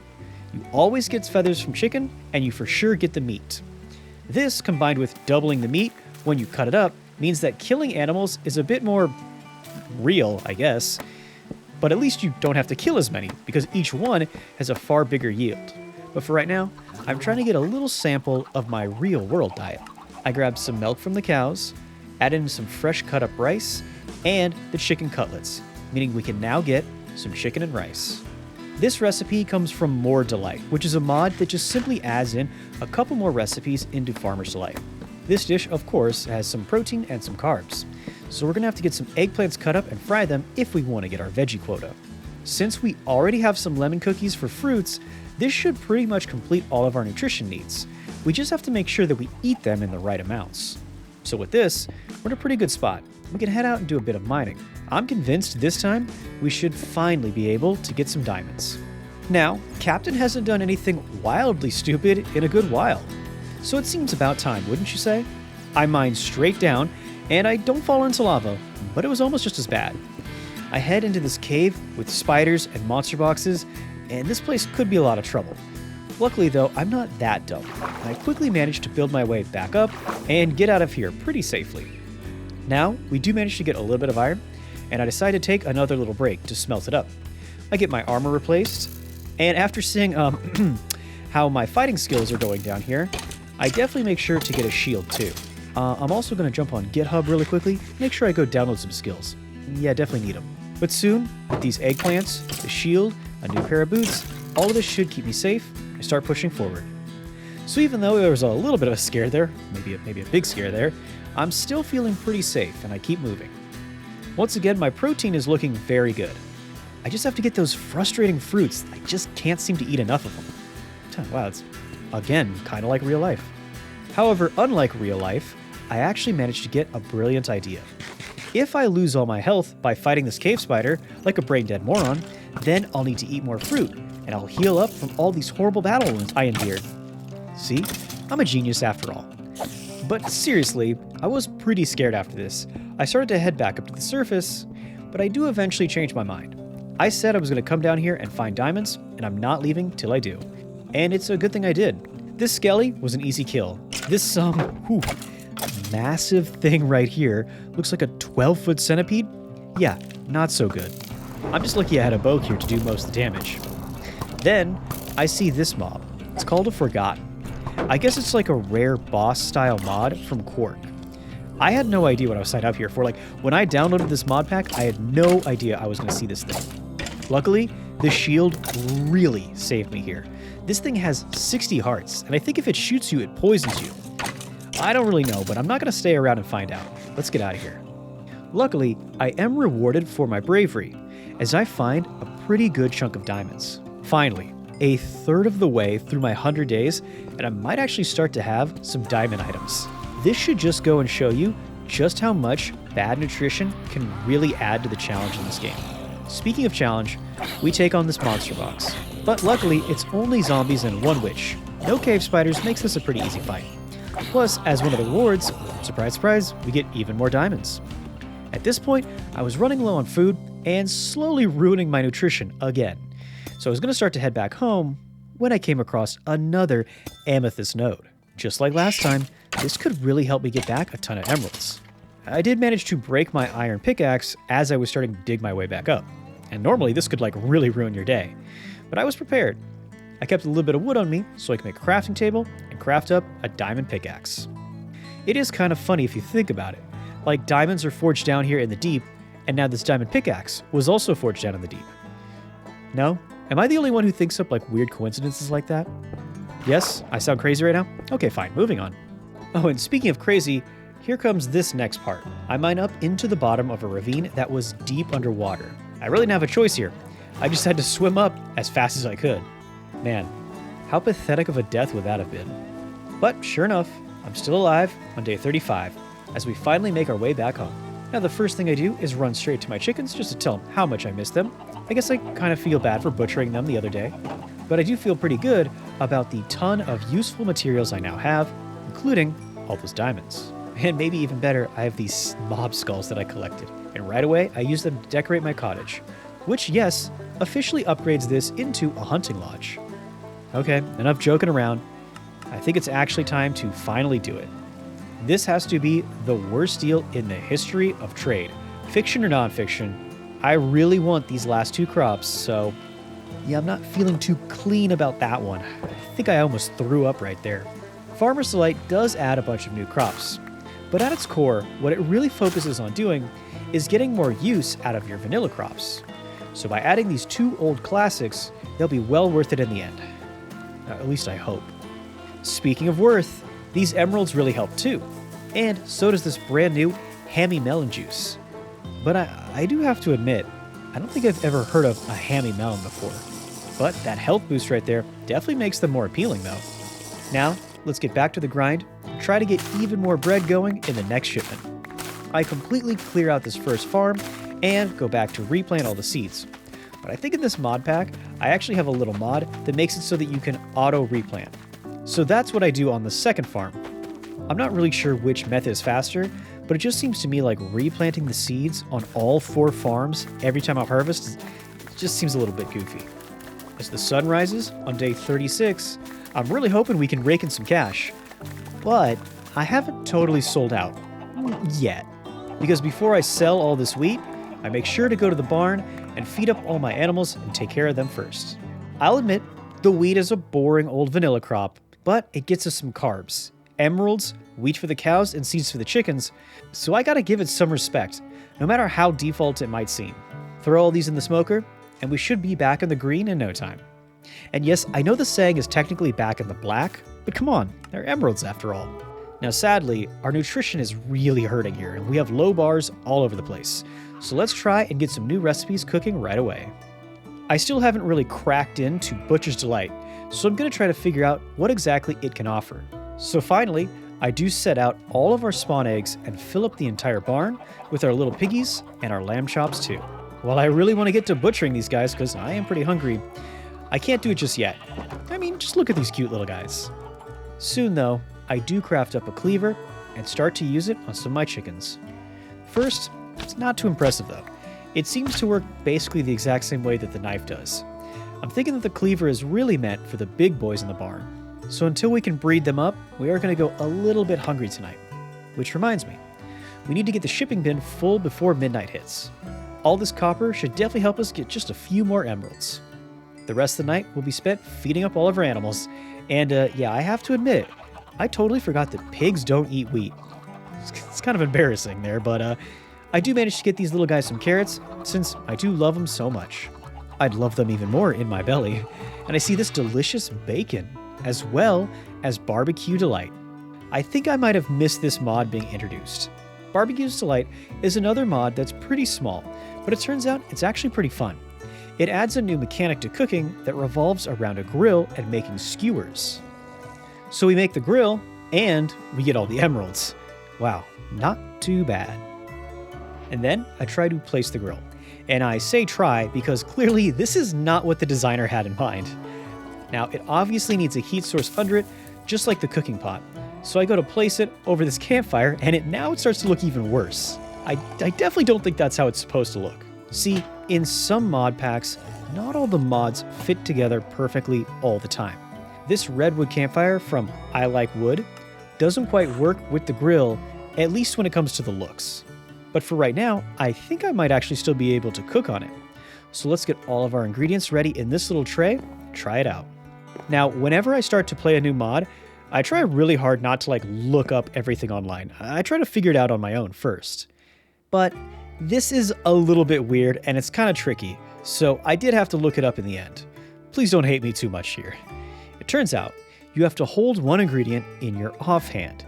The second ingredient goes into the tray, and finally you use the stick in your hotbar to make a skewer. It doesn't matter, because soon we can throw these skewers on the grill, and in 8 seconds, it's ready to flip. So I do, and in another 8 seconds, the skewer is nice and crispy. It's a simple dish, just protein, but it's not too bad. What is really bad is this poor chicken's afternoon. After tasting their flesh, my bloodlust could not be satiated, and now I hunger after their souls. I lay out an entire field of carnage and start to slice and dice. Now I'm starting to crank out a ton of skewers and finally get a vanilla campfire underneath the grill. And I gotta say, this looks a lot better. It's not like a UFO floating up in the sky. As the sun sets over the water and behind the redwoods, this warm summer night with this cozy little campfire down by the river, I gotta admit, it's pretty relaxing. Well, I say that. I mean, as long as I'm not burning these little skewers to ash. Oh, whoops. And as wonderful as this little evening was, and as much as I'm loving all this amazing farming, this here is the highlight. This is the best we're ever gonna get. Someday soon, I'll be looking back on these summer days with envy, because from this exact moment on, every day will get a little shorter and a little colder as winter starts to get closer and closer.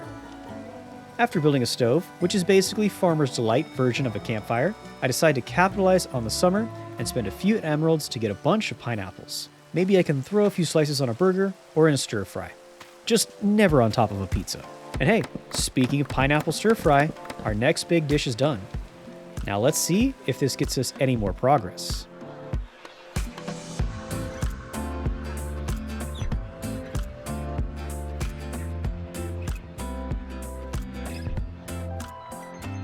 Pineapple Delight. A small mod to be sure, but it does fix a few of the problems I've been having with my pineapples.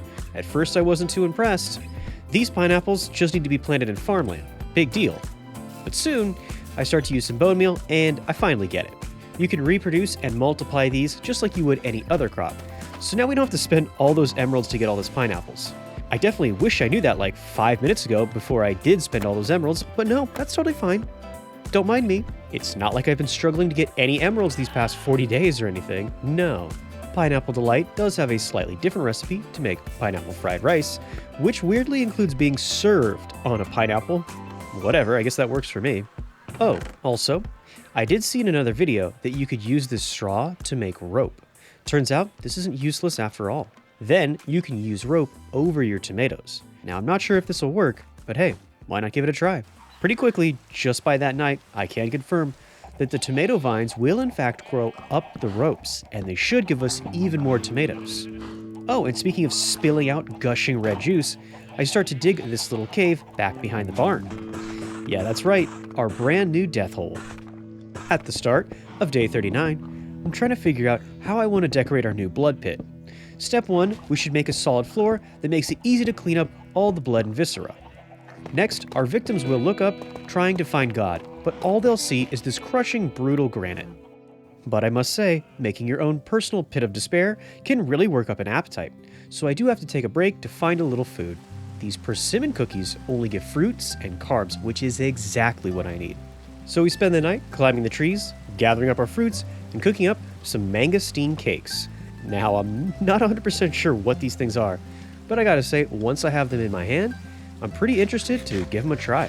And I do have to say, if you can find that perfect fruity dessert, it sure does bring you quite a bit of comfort, so this new buff is pretty fitting. Finally, we get our first cookies and we head to bed. The next day, we do head down into the mines, but we won't be here long. I'm just getting some more materials for our murder den. So, these tough bricks finish off our hyper-brutal look, so now all of my psycho viewers who think that this playthrough has been a little too adorable, don't worry, I got you covered. Now, your depraved need for horror is almost met. Finally, we add these meat hooks on the wall. There's only one thing left. Yeah, okay. These lifeless, dead-eyed animals actually broke me. Like, this is even a little too much for me. Even I couldn't take this too much longer. Well, after that little bit of permanent trauma induced from a block game, I make a quick appointment with my therapist and I start to chop up the meat on the cutting board. Now, as I try to coax myself back into a relaxed headspace, let's go over the pros and the cons of Butcher's Delight. Turns out, just like with the chickens, when you use Butcher's Delight, you harvest a ton more loot and meat from your animals. Only cows and pigs are so much better. They will give you a bunch of different cuts from the animal, and all of them, when they get cut up even further, make beef and pork. Each animal's death is far more meaningful. So, I guess there's that, right? Next up, we throw our eggs right here on the stove and get our fried eggs, and now we can cut the bread and have everything we need to get our delicious loaded burger. Finally that night, we can grab a bit more persimmon and cook them up on the skillet. Soon we have a ton of this dried persimmon, and we can make our cookies to go with this delicious burger. At the start of day 41, I'm feeling pretty good. I think I'm ready for my next big project. Well, kind of big project. You'll see. First, I do have to make a little more room, and this useless old pen is the first thing to go. I start to build up my supports to match the house, but I quickly run out of materials. Whoops. So for now I have to take a pause. While I do, I grab some corn now that this has grown 3 blocks tall, and I spend that night getting the corn cooked into corn on the cob for free. Okay, and back to our build. And yes, you guys probably already guessed this right away, but we are adding on to the house. I know, it's about time. We start by laying out some redwood slabs on the floor, but I quickly decide this isn't going to be good enough. Not this time. I start to set out some deep slate slabs, but I don't do it in a complete blanket pattern. I leave some space to put some calcite slabs, and now we have a large tile pattern going. This is going to be our kitchen. I figured in a playthrough based on farming and cooking, it was only a matter of time until we got ourselves a full-blown proper kitchen. I just wanted to wait until I could make it perfectly. I am going to be adding some cool little details, just like the tile down here on the floor, and a few other fun things that really make this feel like a true kitchen and not just another room. But at the same time, as I say that, I still want it to match the first room, so a lot of the foundations and supports, it's all going to look pretty similar to start. I even match the ceiling and bring the oak slabs over this side too. Soon the bones of this room are looking pretty awesome, and we're ready to bring this new room to life. We start to go grab some sand for glass, and again, I really hate to strip out the riverside sand, but I want the kitchen done so badly, I do it just this once. I finally start to add the roofs, but I backtrack pretty quickly here too. Deep slate could make this house look way too similar to the barn. Again, I want everything to match, but I don't want it to be a copy. I head out because I remember that there was a tree that had some wood and I want to try it out. I chop out this majestic, lonely tree, but I'm not all evil because I make sure to replant all the saplings I get. That night, I also get some bricks because I'm ready to add another special little detail. A chimney is exactly what a kitchen needs. I want to make sure I add this here so that I don't build the entire roof without leaving some space for the chimney. Speaking of roof, I make some slabs from the wood, which is called the trumpet wood. That's an interesting name, but whatever. Soon, I'm working my way and making a gradual slope, all the way to the peak in the middle of the house. My old cottage is over on one side, and the kitchen will perfectly make up the other side. With the chimney worked into this build, it was starting to look pretty good. I grab some more clay, and I get ready to place the part of the chimney that will be inside as well.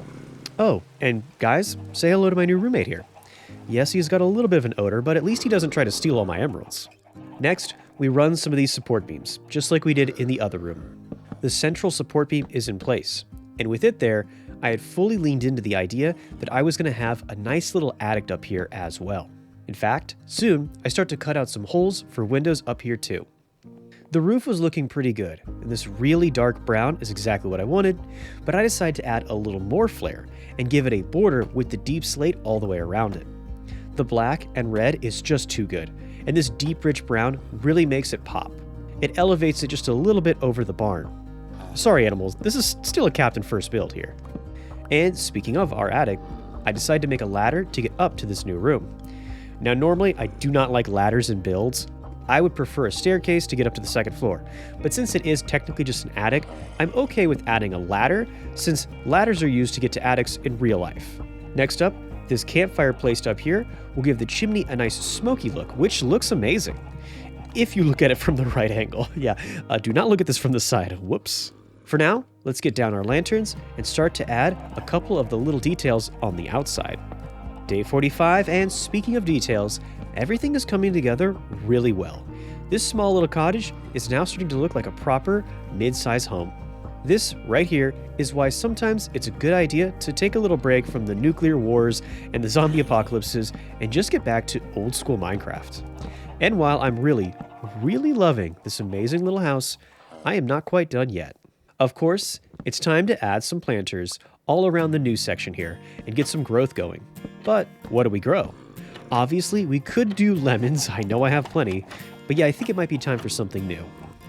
I grabbed some saplings from the merchant. Believe it or not, I actually grabbed birch saplings. But no, this is not just some normal disgusting birch saplings. They're rainbow birch saplings. I head out back with a magic sapling and a cherry blossom sapling as well, and I start to plant all these new colorful trees. I also decide I don't want to just sit around here and wait too long, so I do start to bone meal them all up. And you can see why they're called rainbow trees. Kind of. This one turns out to be green leaves. However, I definitely can tell that they're neon green, which is pretty cool. But sadly, the next birch tree is also green. I mean, maybe it's a little bit more yellow. It's basically the same thing. Since I'm not sure why that isn't working, I decided to grab some orange leaves, hoping the orange colors would stay. I try to add them to the planters, but sadly, it doesn't keep the orange. I guess that does make sense. Like in theory, you could use shears to cut out all the oranges and get rid of all your trees, and that wouldn't be any fun. But it definitely doesn't help us out. We still need some new leaves to decorate these planters, which is why we're headed back to the cherry and magic trees. I was kind of going for a spring on the inside here with the pink, then a summer, then finally a winter on the outside, but I don't really know if I nailed it. Maybe it's just in my own head. I still do think it looks nice though. I then added my blueberry bushes out front. This looks pretty good just the way it is. Okay, get ready. We're going to go on one of Captain's crazy little rants here. But in my opinion, sometimes when I see builds being made, people just like to cram as much stuff as they possibly can in, thinking that kind of makes it look better, and I just don't agree with that. Maybe I grew up with this millennial minimalist vibe I can't shake, but for some reason, I think you should try to only add what you need. That way, each little detail pulls in and holds the eyes longer. It makes it feel a little bit more special. Does that make any sense? Okay, maybe I'm just bad at building. I don't know. I now had to find a way to make the chimney look like smoke was coming out the top, but from every angle. To do this, I added a bunch of stairs all around the lip to keep the smoke right in the center. It looks amazing, except for the tiny little skinny thing running down the wall. Don't look at that. Now that I felt the outside of the build was looking okay, I wanted to get started on the inside. I added a bunch of countertops right here, which all act like small chests. And I even tried to stay a little bit organized. I put veggies in one, fruits in another, and meats over in the last one. Although I probably should put that in a fridge, but oh well. Don't tell food and safety about that one, okay? The next dish is ready. It's a mango milkshake, and I gotta say, that sounds really good right now. Almost as good as this finished chimney kinda looks. Still doesn't really match the skinny part, but okay. You know what? Let's fix that. Soon, I have this ventilation system where the smoke from the stove will go right up into this hole in between the brick, making it look like it goes right outside. With this in place, I'm getting a pretty good idea of how this room's gonna look, and I gotta say, I'm loving this already. I also acknowledge that I should probably move my bed upstairs or something like that. I don't want it literally in the doorway. This front room would probably be better as a living room, but also I do want to be able to jump right into bed if I need it, so it stays for now. And yet, I'm still not totally done. I still want to add these posts that run across the roof, as well as adding some lights, and pull the whole look together. For all of my spruce lovers, myself included, I finally get this mega spruce tree going, and I cut it down to add the wood into our build. With these spruce countertops all in place, I can get the rest of the storage over here and get back to cooking. That zombie outside with the fig in his hand has inspired me. Now it's time to make some fig chicken stew.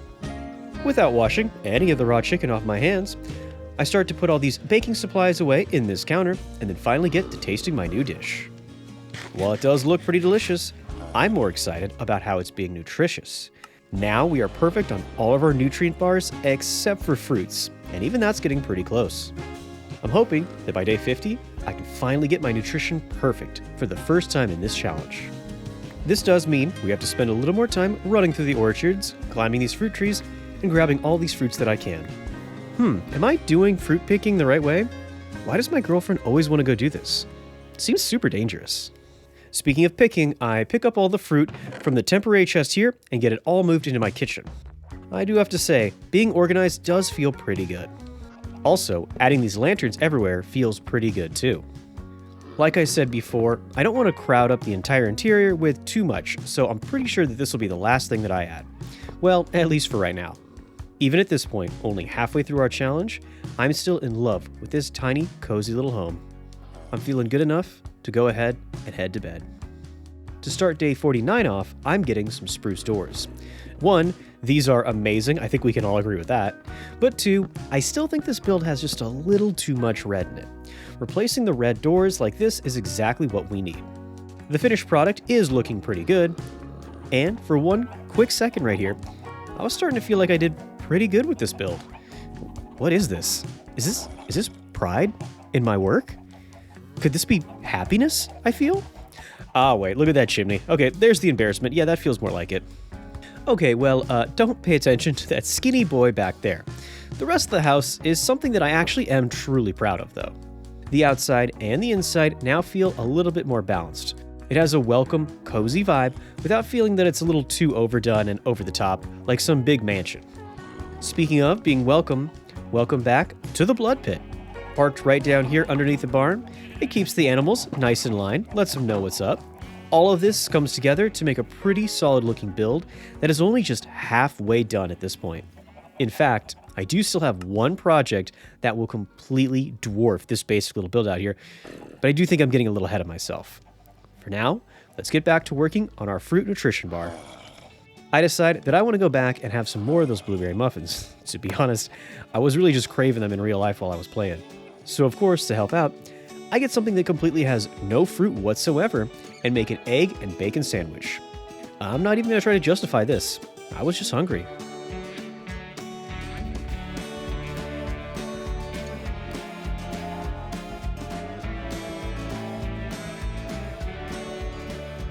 However, for once, turns out my cravings paid off, because now we've unlocked Baked Delight. We can sell our muffin, and in return, we get a baking dish. I also see that we can sell the egg sandwich, and we can get an egg pan from Egg Delight. Egg Delight is a bit, well, lighter, so I decided to jump into this first. We can use this egg pan that we just bought on the stove, kind of like the cooking pot, and now we can just throw our ingredients right into the pan. First ingredient is eggs, but then we throw in a little bit of mutton. And to be honest with you, I'm really just trying to get rid of that mutton from like the very beginning. I quickly craft up the spatula, and in no time at all, we can grab our mutton omelet. I'm a big fan of omelets IRL. It's just too bad that I don't need the protein in-game, or else I'd be eating these things all day.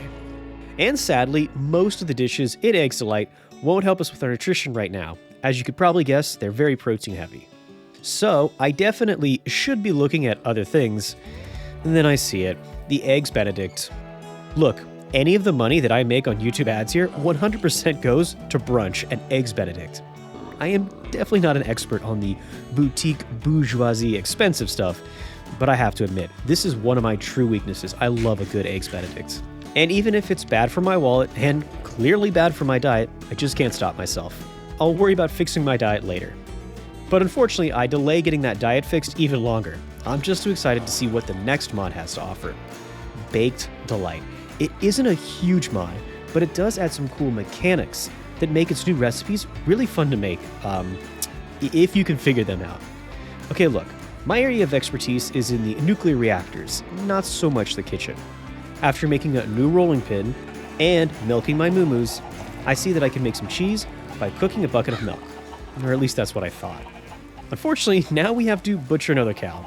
Still definitely one of the grossest things I've ever seen in Minecraft. I combined a little bit of that beef with some pork as well to get diced meat. With that and a little tomato sauce, we can get our bolognese. And then I learned the hard way. Dude, tell me this isn't a huge waste. Turns out when you make cheese this way, it uses up the bucket. That means one piece of cheese costs 3 iron, which makes this like worse than the bamboo tea. This lasagna better be worth it. And at first, it was looking like it wouldn't be. I swear if you look at this crafting recipe, these arrows are screaming that you're supposed to put the cheese in first. Although, I mean, to be honest, if you just like think about it logically, in the real world, in a lasagna, you put the noodles down, then the sauce, then more noodles, then more sauce, and you finally put the cheese on top. Yeah, I guess with a little common sense, you could probably figure that out. And eventually I did. I finally do make this work, and I even have this dish full of lasagna ready to be cooked. So in the end, I can't really complain. And I'm definitely not complaining once the dish is done. I set it out here on the countertop to cool, and I gotta say, this looks great. You can eat the lasagna just right out of the dish, kind of like you would with cake, or you can use a knife and you can cut yourself out a slice too. Now it's only protein, which makes absolutely no sense at all. There would definitely be some carbs in this, but for right now, I don't really care about that. I'm a little too focused on the fact that this looks great in the kitchen. In fact, I decide to cook up a fresh new lasagna, set it out here on the countertop purely for decoration. Next, I try to figure out what I can get out of corn delight, and I make some kernels and I add some sugar. I was trying to get kettle corn here, but by mistake I accidentally made candy corn. Okay, I don't know too much about baking, but I can promise you that is not how you make candy corn. There is no actual corn inside the candy corn. Unless of course you're counting the high fructose corn syrup. After cooking the kernels and then adding the sugar, we do finally end up with some kettle corn, which I like. Another great little decoration. Speaking of decoration, I add these cooking utensils to this tray. Again, just because I think it kind of looks nice. Finally, seriously, I really need to start to figure out how to get some fruits in my diet. And in truth, kind of like in real life, I have to do a little bit of exercising to wear down my food before I can eat more fruits. So I just simply bake up some pears and get ready to go mining. First, I see that it's already day 51. Second, and way more importantly, I just realized that these lazy days of summer have completely lulled me into a bit of a trance here, because I've completely missed the fact that we are now 4 days into autumn. The good news is my nutrition is looking pretty solid, and now I only have to get a few more veggies. A little more good news is my diamond luck is really starting to turn around too. I find 2 new veins, then 3, and I think I might even come across a 4th, which is definitely great. But also in the back of my mind, I know that I need to get back to the surface and start to fix my farms to account for the change of seasons. Unfortunately, I just can't pull myself away from all of these diamonds. So, I've already wasted 3 days down here mining, and I have no idea what's happening up on the surface. But it's not all bad, because again, I see that my nutrition is almost perfect. And for the first time in this entire playthrough, it took me almost 50 days, but finally, we have perfect nutrition. And that triggers our next mod to load in. And this one is a game changer.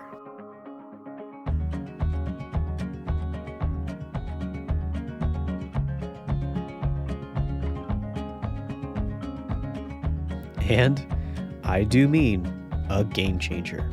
I see all these new recipes loading in, and I realize something big is happening. At first, back on the surface, everything looks pretty normal. Early autumn isn't too harsh on us, yet. I could already see some of the new recipes. Croptopia. That is not a delight add-on. No. Not light at all. And as soon as I go talk to our merchant, I could see just how heavy this new mod really is. There are a ton of new crops, like pages and pages of new crops. I quickly start to see that Croptopia is a massive farming mod. Croptopia is 1.20's answer to Pam's Harvestcraft. It is a new and updated take on a massive expansion to farming. Turns out we are in fact adding 58 new ground crops, 26 new tree crops, and over 250 new recipes. If you guys liked Harvestcraft, you're probably going to love Croptopia. I know that I did, sort of. But I'll explain all of that later. For now, I hate to do it, but I'm going to have to leave you with a little bit of teaser. I have a few other things that I have to take care of first. For example, drying and cutting the skin of these cows' dead friend right in front of their faces. Now, all jokes aside, I'm not purely doing this to be evil. Kinda. I'm also using another part of Butcher's Delight to get extra leather out of a cowhide. But this mod pack doesn't stop there. You can also use the straw from that rice we got earlier to make canvas to replace leather in the bookmaking process. A vegan option for making books is not too bad. Now, we can head up to the attic and place our enchantment table right on top of some of these slabs. One of my comments in the last video said that I should try to enchant my gear more, and I gotta say, he's right. It's also nice to see how Farmer's Delight can help make some vanilla things, like the bookshelves. For example, you can cut a log on the cutting board with your axe, and it will give you bark, which you can use to make paper. This is great if you can't find any sugarcane, or if it's autumn and it won't grow at all. And I definitely prefer using canvas to butchering those poor cows. No, speaking of which, while I cannot say I enjoy any of this, I'm trying to use every little new trick from Butcher's Delight and Farmer's Delight to speed up the process of making our enchantment library. Also, I hate using an enchantment library that isn't fully upgraded to level 30. But at the same time, I want to get through this as fast as I can, because I definitely want to dive into Croptopia ASAP. Speaking of, I decided to take a quick break and go and work in the wheat field. I'll cut this down and give it some time to regrow, which means more bread and more emeralds. Judging by all of the seeds I was looking at, we're going to need as many emeralds as we possibly can get. And I also think it would be a good idea to set aside some emeralds, because after all this butchering, I'm going to need a lifetime of therapy. I think I wiped out all the grown-up cows. Yikes. And while these poor cows are no longer doing too well, with my nutrition, at least I'm doing a lot better. With my complete nutrition, I get a couple solid perks. First, I get an additional 6 bonus hearts, can't complain with that, but I also get this speed boost, which I love. Well, at least till my nutrition falls off and I immediately lose it. Until I eat some candy corn, a core part of a healthy diet. I guess this mod really was made by an American. Well, on top of being fat, I'm also quite a nerd now, because I finally finished my library. That was great. The fact that I didn't see fortune anymore as an enchant was not too great. I had to do a little bit of manipulating the torches to get the right levels, and soon I see that at level 28, we can get fortune 3 on our diamond pickaxe. Definitely one of my more favorite enchants. I also continue to add efficiency 4 and end up with breaking 3 as well. I then add sharpness 3 onto my diamond sword and infinity onto my bow. I didn't really have enough XP to kit out all my armor, but that'll change soon enough. First, I just can't wait any longer. I want to get my hands on all these new Croptopia seeds. I break out my 46 emeralds and start to buy all the crops that grow specifically in autumn. Once my inventory was full, I head out to the back farms and decide that we definitely have enough wheat. Let's replace some of it with some of the new seeds. So, you guys wanted to see the ultimate farmer? Well, here we go. Broccoli, cauliflower, more cucumbers, sweet potatoes, yum, more corn, currants, more eggplant. I decided to put the copies on a small strip in the middle of the farm since we don't need that many. Then we get our grapes, hops, cheers fellas. Finally we get some peanuts and the very useful olives as well. But we still have plenty of emeralds, so I don't stop there. Pretty quick, I find out that I bought all the crops that grow in autumn. I start to buy the 3 crops that grow year-round, and after that, I start to buy all the autumn trees. At this point, I was a little upset that I wasn't going to be able to get the spring or summer crops from Croptopia, but I'm sure I can figure out some solution for that. For now, I'm glad to be planting my pepper, tea, vanilla, and some chili peppers too. Now onto the trees. I decide, why not put all the Croptopia trees right next to all the Fruit Delight trees? So I start to clear out some space right next to the river. We add our coconuts, then banana, lime, kumquat, nectarine, dragon fruit, cherry, apricot, pecan, nutmeg, almond, cashew, date, and grapefruit. And yes, I could make a joke right here that this is the only way I'm gonna get a date, but really, do you guys want me to do that? Come on now. I'll tell you one thing that I really want to do, and that's make ratatouille. I made this dish in my last video, and I gotta say it was pretty cool. But without the nutrition mod, I had no idea just how good it was gonna be. See, it's one of the best veggie dishes in Farmer's Delight. It's simple to make, since it uses the core simple crops. It's only veggies, so you can't get engorged on it. You can eat as much as you like, and it gives you tons of hunger and shanks with the nourishment buff. So I make a ton of it. And I do mean a ton. I'm trying to get as much as I can. I really want to avoid ever being engorged again. Once you fill up all of your nutrition, it can be really easy to go overboard. And speaking of veggies, we get right back to buying even more Croptopia crops. And we really need to do this, and hurry. Winter is right around the corner. Black beans, more cabbage, more blueberries, asparagus, bell peppers too. I clear out even more wheat, and I'll get more emeralds. But more importantly, I'll put down these crops and continue to transform my vanilla wheat farms into my Croptopia dream. Blackberries, artichokes, cantaloupe, cranberries, coffee, and celery. And yet, I always make sure to not get too swept up in this. Keep making wheat, keep getting bread, and keep getting emeralds. And it does feel pretty good to finally be getting the last of the Croptopia seeds, even if they are out of season this time. Honeydew, garlic, green onion, elderberry, and green beans. I also head back to the first Croptopia farm and try to harvest and spread as many of the crops as I can, but to be honest, it's not really going that well. Once again, I set up a little chest here to be a quick drop-off point, and then that night, I head back into the kitchen and cook. Then, I see that I have 19 more emeralds that just sold tonight. Add that to my stash, which of course, like the irresponsible person I am, I immediately throw away as soon as I get them. Now, we've even moved on to the winter crops. First, more pineapple, more onion, and finally, we can clear out the very last farm.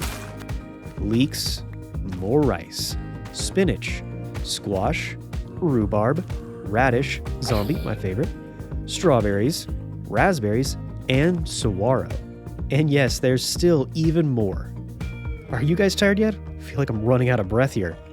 I will say, that view does lift my spirits quite a bit though. Yams, more tomatoes, tomatillo, rutabaga, zucchini, mustard, in the right spot, turnips, and we're done. Well, at least with this farm. I head down closer to the river, and the cold autumn rain starts to creep in. I start to add just one more farm. Knowing how I waste emeralds, it's definitely a good idea to make sure I can get some more. But really, this is actually more to feed the animals. The podzol, however, from the mega spruce tree doesn't really help us here, and neither does this creeper. But still, by the end of day 58, we have another full farm, and all of our seeds are in place. I just have to hope that they'll get a chance to grow before the season ends. Okay, enough reflecting in the lake. Let's get back to getting some emeralds.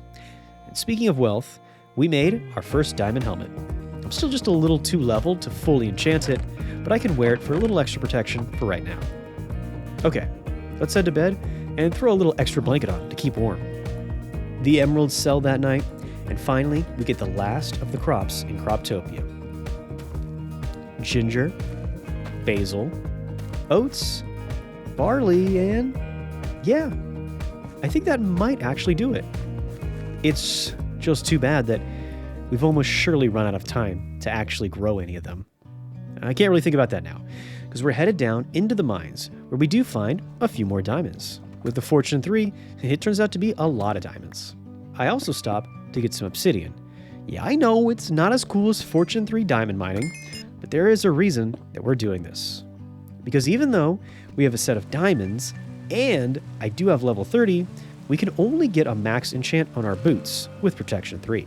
I have to get a little more XP, so we head down into the mines and set out a nether portal. One of my favorite ways to get a little quick XP without a mob farm is to farm quartz in the nether. So that's what we're gonna do. But to be honest with you, other than dropping my pickaxe, like the dummy I am, nothing too exciting happens down here. Oh well, other than me dropping it again. Still, I'm gonna skip past most of this. Now, by the time we get back, we can enchant our chest plate with Fire Protection 3, which is fine. Hey, at least we now can say we have a full set of diamond gear. Next, I craft up an anvil, and I combine my 2 diamond picks to get the Giga Pick, and this right here always does make you feel good. The Infinity Bow with Power 2 feels pretty good too. But you guys didn't come here to see me do some vanilla stuff. You wanted to see Farmer's Delight. So let's get into another cool feature that it has. compost. This is a block that helps you grow crops a little bit better. And now it's my next best shot to grow our crops faster just before the winter hits. But now I can only make about 5 blocks of compost. Definitely not enough to save our crops from winter. Then I take a little break. I spend the night in the garden, trying to think of a way that we can save our farm from the coming winter. But on day 61, I do have a little reason to smile, because I see that some of the Croptopia trees have finally grown and are already fruiting. I gotta say, for me personally, any mod that has fruit trees, I'm 100% in. I love a well-organized farm with crops, sure, but a tree that just keeps giving you fruits, nothing beats that. Now, I have to start to fill up a whole nother counter just with crops that come from the Croptopia trees. And honestly, they almost fill up the whole thing by themselves. Now, I really want to make something delicious, but the night starts to fall. I head out into the cold, and I keep on working on all my crops. Truthfully, I have to give them a lot of attention. The more work we put into them, the more we might be able to save. The good news is, it's only been a few days, and a lot of the crops that are in season have already matured, which means I can start to spread them, and that's a big deal. The crops that are out of season, though, well, I can't really think about that right now. At the beginning of day 62, I'm looking into all these new recipes, and maybe we can actually start to think about making some of them. And then I noticed this cabbage roll. This right here is a great example of the differences between Croptopia and Farmer's Delight. See, in Delight, you just had to get 2 ingredients, a little bit of cabbage and some protein, and there you go. But in Croptopia, it is so much more in depth, challenging, and complex, which is reflected here because this cabbage roll takes a total of 8 ingredients and some pretty expensive utensils to make. So with that slightly better understanding of Croptopia, instead of aiming to get the best recipe we could get, like we did in Farmer's Delight, I think we might just want to try to get a simple mid-level dish. I quickly figure out how to make some flour and then turn that into dough. I also see, while I'm walking by, that the compost has already matured and it's starting to grow these awesome mushroom colonies. But a little bit more on that later. For now, I craft myself up a nature's compass. This is a cool small little mod that lets you look for a biome. It does take some of the wonder and surprise out of exploring, but it really helps you if you need to find a specific biome. For example, if you needed an industrial amount of sand and you can't find a desert, or not, but maybe we could find a beach? Yeah, okay, I guess this will have to do. But to make our travels a little bit easier, I'll start them out in a boat. This will save us time and food, but also it'll let us find some sand along the way. Again, I don't want to completely wreck nature and take all the sand, but if we're just taking a little here and a little there, it shouldn't hurt anything too much. It's also a nice perk while I travel to find these wild pumpkins. Fitting that we'd find them at the end of autumn. We also head out and we find these, the wild corn, and wild onions. This is actually how you would find new crops in Farmer's Delight if you weren't using this market. If you already have these mods turned on when you start up a brand new world, these wild crops will load in, just like they did here. As for me, I'm just here for the sand. And once I have some, I start to head back over these hills towards my home. And since I'm not on the river anymore, I might have lost my way. But soon I see these huge redwoods over the horizon and easily find my way home. Next, we start to cook up all that dough. I just need some sugar, and finally, a skillet, which is made out of iron, but it's reusable, so it's worth it. And now, we have our heavenly little slice of pecan pie, which I immediately put in my collection, because I want to prioritize our little collection here, so we can all be proud. I want to do this for you guys. But also, this is just a game, you know, I can't really taste it in real life, so it's not like I'm actually making a big sacrifice here. Still, I make a second slice, and I do eat this one. While that was great, the situation with the crops are, well, not so much. Croptopia crops grow much slower than Farmer's Delight crops, and getting seeds out of the matured ones is way more complex. Sometimes they give you seeds when you harvest them, but not always. Sometimes they'll give you seeds if you turn the finished crop back into seeds, but not always. And sometimes you need to cut them up on a cutting board to get seeds, but again, not always. All of this really slows the growth down. But with the bad parts of Croptopia also brings the good, because we do make a ton of water bottles and we can stack them. Then we can cook them all really easily and get some salt. Salt is a core ingredient in a lot of recipes in Croptopia, one of which is making beef jerky. Another one is making some steamed rice. These are 2 of the most simple and easy to make recipes in Croptopia, and just like we started in Farmer's Delight, They give us some simple carbs and proteins. One of my personal goals is I want to try to replace all the Farmer's Delight with Croptopia meals. But for now, we're going to have a mix. This wide range of food should help me maintain my nutrition, which helps us get back down into the mines. We should be able to get everything we can need, and that would be a lot of iron. Honestly, these diamonds right here, they're really annoying me. I mean, get out of the way. I'm trying to find iron here. Sadly, after an entire day, I only managed to find one ore. Those diamonds were really slowing me down. Luckily, pretty soon, we do manage to find a good little bit more, as well as finding some dripstone. Important for later. You'll see that. You guys know how it goes. We also will take any copper we can find and sell that. Pretty soon, more iron is to come. But then, we head up to the surface. For a second, my heart stopped. The snow and the cold as far as the eye can see, it crushed me. I began to realize that winter had come while I was mining. You can imagine my relief to find that I was just on top of a mountain. I soon found my way to the low ground and back to my base, which hadn't frozen over yet. Still, this was a little bit of an ominous warning. The snow line is marching down the mountain, getting closer and closer to my base every day. I had to work fast, and I started to throw all of my iron into the furnace and get ready to use all that glass to make framed glass. Combining this with a little blue dye gets us blue framed glass, which should help me complete my ultimate plan for this playthrough. But I'm now starting to realize that my ambitious plan might cost me. If it takes too long, I could lose everything. We really don't have much time. So to help out, I quickly have to find a block that will serve as supports and decide diorite will have to do. I didn't have enough time to go and farm all the quartz. Mined up as much as I could, and I started to get it turned into pillars at the stone cutter. I then ran out back to all the farms, and I started to figure out how I was going to plan my build. But I don't want to ruin all the progress as it is. So instead, I make a quick change in my plans and decide to cut down all the trees on the far side of the lake. Sadly, this means we're going to have to sacrifice all the colorful trees. But the winter is coming, and it'll ruin this landscape regardless. And what's worse is that these mobs are really making life miserable.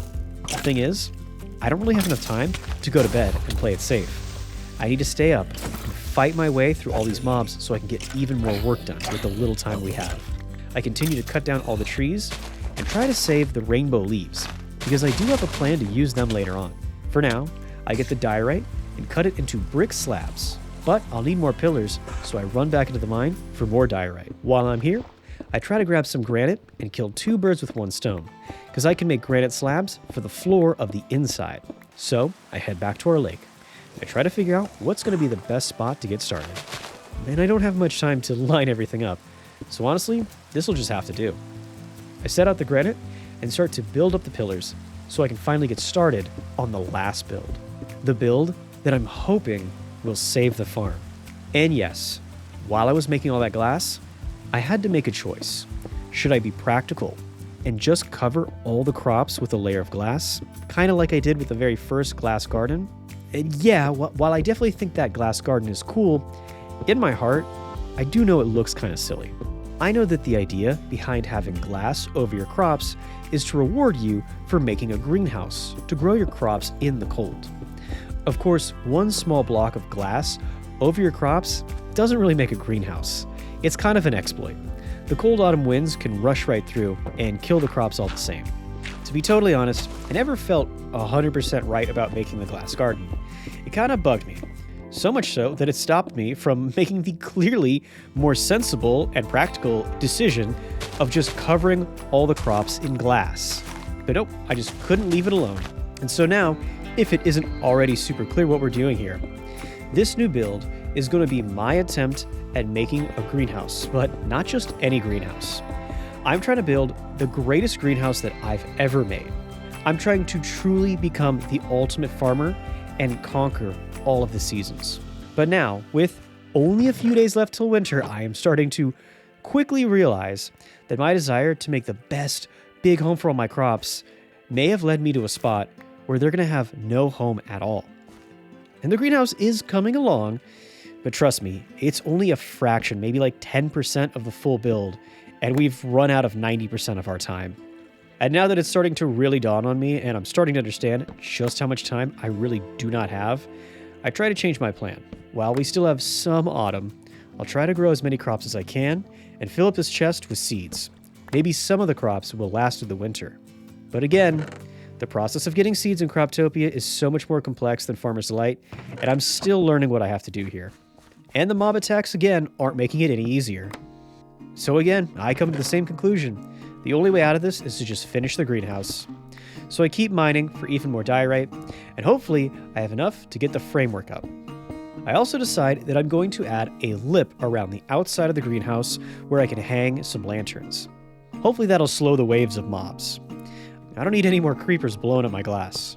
At the time, I thought this was a great idea. Yeah, at the time. This is where I have to level with you guys. I have to admit something here. Adding Croptopia to this mod pack might have been a mistake. In truth, I could easily fill up 100 days with just Farmer's Delight and still have plenty to do. We still haven't unlocked all the Farmer's Delight mods. By adding Croptopia at day 50, I'm simply cramming too much work into a few days. To really get to explore all of Croptopia, I would need another 100 days, but after this mad dash, I think I need a break from this 100 days of farming, which was supposed to be a break in the first place. With no lanterns to keep mobs away, I have to head to bed, even if this eats into my precious time. And all of this aside, I gotta say when I look at it, I am really impressed at this monumental build, shooting out of the ground every time I get to look at it. Still, I feel like I could do even better if I had given myself just a little more time. But soon, the bones of it are down, and this beast is really starting to look amazing. Despite the odds and the time constraints, I'm even more emboldened to try to finish my vision. That being said, this next part was a big risk. I've never made a build quite like this, and again, this is super rushed. I'm trying to get this iron plating to come up in a smooth curve inward. I'm not really going for a true dome here. Instead, I'm really just trying to make whatever will work. For now, I'm slowly bringing the iron in towards the center, or what I thought was the center. But I think I should take a little bit of a break on this one and maybe come back when I figured it out a little more. This top part here could be what ruins the whole build if I'm not careful. That night, I get a look at it, and I'm kind of thinking it might have been better in my head, but I'm not going to let the doubts hold me back. I'm just going to give it a pause and make sure that I get it right. For right now, I have to walk away because I don't want any more mob spawning, but also I have to go out and get a lot more materials. Yes, we're going to need some diorite here, but maybe more importantly, we're going to need a lot of iron, because I decide to make the top lip around the whole greenhouse even more iron, so it's really going to be a lot. Luckily, some of the perks of 1.20 are starting to cheer me up. I still haven't gotten used to the fact that you mine iron now in chunks, instead of coming out in blocks of iron ore. Now our Fortune 3 pick can get even more iron, just like it does with diamonds. I come back to the surface on day 70, because 69 didn't last very long, but I do have a good amount of iron. I start to smelt it all up. I do get one more look at this build in the daylight, and I try to push down all the thoughts that maybe this was just a little too ambitious. I keep my hopes up that we will finish this, one way or another. With only one day left of autumn, I was going to have to make some tough decisions. I crafted up as many blue mosaic glass panels as I could. These would act as our walls, and I'm hoping I could get them up in the next day or two, and keep all the creepers away. Maybe. Just maybe. But then, this immediate explosion right in my walls was really starting to test my resolve. Was it really going to be possible, or was I just blindly keeping up a stupid dream? Even though we have less than a day, I have to go to bed. If these creepers blow up the precious glass, or even kill me. Day 71, that doesn't matter, because we're safe from the mobs. And with all this iron and glass cooking, I throw down all the panels, and I start to get the walls in place. I'm really liking this. Maybe going big and beautiful will pay off in the end. But my glass is being stretched thin, so I decide to add diorite at the bottom of the build and some in the middle, so that hopefully it'll let the glass stretch all the way throughout the build. Plus, I think it looks a lot better too, so I'll take it. And even into the night, I continue the fight, and I'm building even if it's more dangerous. I have to stop and use some very precious time to get a little more diorite, but the danger of building at night finally comes back to haunt me. Every step I take forward, a new challenge seems to push me back. If I go to sleep, I'll lose precious time. If I stay awake, my building gets bombed to pieces. I keep on running out of materials, and I keep needing to stop to collect more. And, finally, in my panic, I make maybe the biggest mistake yet. A back-breaking error. I accidentally turn all of my iron into plate. 3 days spent mining. 3 days. 3 days where I could have just covered up the crops in glass, like I knew I should have in the beginning. All of that wasted now. And with that, in my heart, I know it's over. I've done everything I could to try to defeat winter. But in the end, there was just too much for me to handle. Later in that day, it happens. The chunks reload, and I slowly look up, and I see the first snowflakes start to fall. Winter has come. This really hurts, but I have to suck up all my pain, because now I'm in a real panic. As the snow starts to pile up around me in just seconds, the water is already freezing. And this means that the water sources in our farms will freeze too, and kill all of my Croptopia crops in their infancy. I quickly throw down these iron plates over the water sources, since I have so many of them now, and I managed to keep all the water covered and stop it from freezing. Now, the crops can no longer grow for the rest of the 100-day challenge. But at least they're not dead. Yeah, not yet. With all of my farming plans on ice, literally, I only really have one thing to do. I head back to the greenhouse and keep working on it. But to be honest with you guys, from this point on, this is more embarrassing than triumphant. It's still really far from being done, and winter is hitting us hard. And really, it just shows how far off I was and desperately misled to think that I could get this finished. I'm not even close. By choosing some of the rare and more difficult to farm resources to build this, means I still have so much mining to do on top of that. I wanted to make this greenhouse look cool and solid, with metals and blues to reflect the winter. But now I'm starting to think that the only thing this build has in common with winter is that it's cold and dead. Back at my base, I do see that the ice isn't covering the river. The river biome doesn't freeze over in Serene Seasons, and there is a part of me that kind of thinks we could do some farms that are floating. But also, I know that that's just the doubt telling me to give up on my dream. I need to stay focused. After all, now that we don't have a deadline, since we already failed it miserably, I guess we can go to bed and play it safe. At the start of day 73, with a fresh new look at the snow in the daylight, I can't help but feel a little bit of wonder. The light covering of snow continues to spread, and the ice is slowly taking over the lake, but I must admit, it's kind of nice. And speaking of ice, with my nutrition boost, I can power slide my way all over the ice super fast. Well, until I stop and look at my dead farm. Okay, back to business. We definitely need to get more glass. So I head out to grab some of the sand, even if this means completely messing up the shoreline. I sprint my way back over the ice and head back into the redwoods. We still have to get some of this too, but honestly, the reason we're getting this wood isn't for the build. We use it to cook up the glass, and now with our mountains of firewood, we really are like a cabin in the woods in the middle of winter.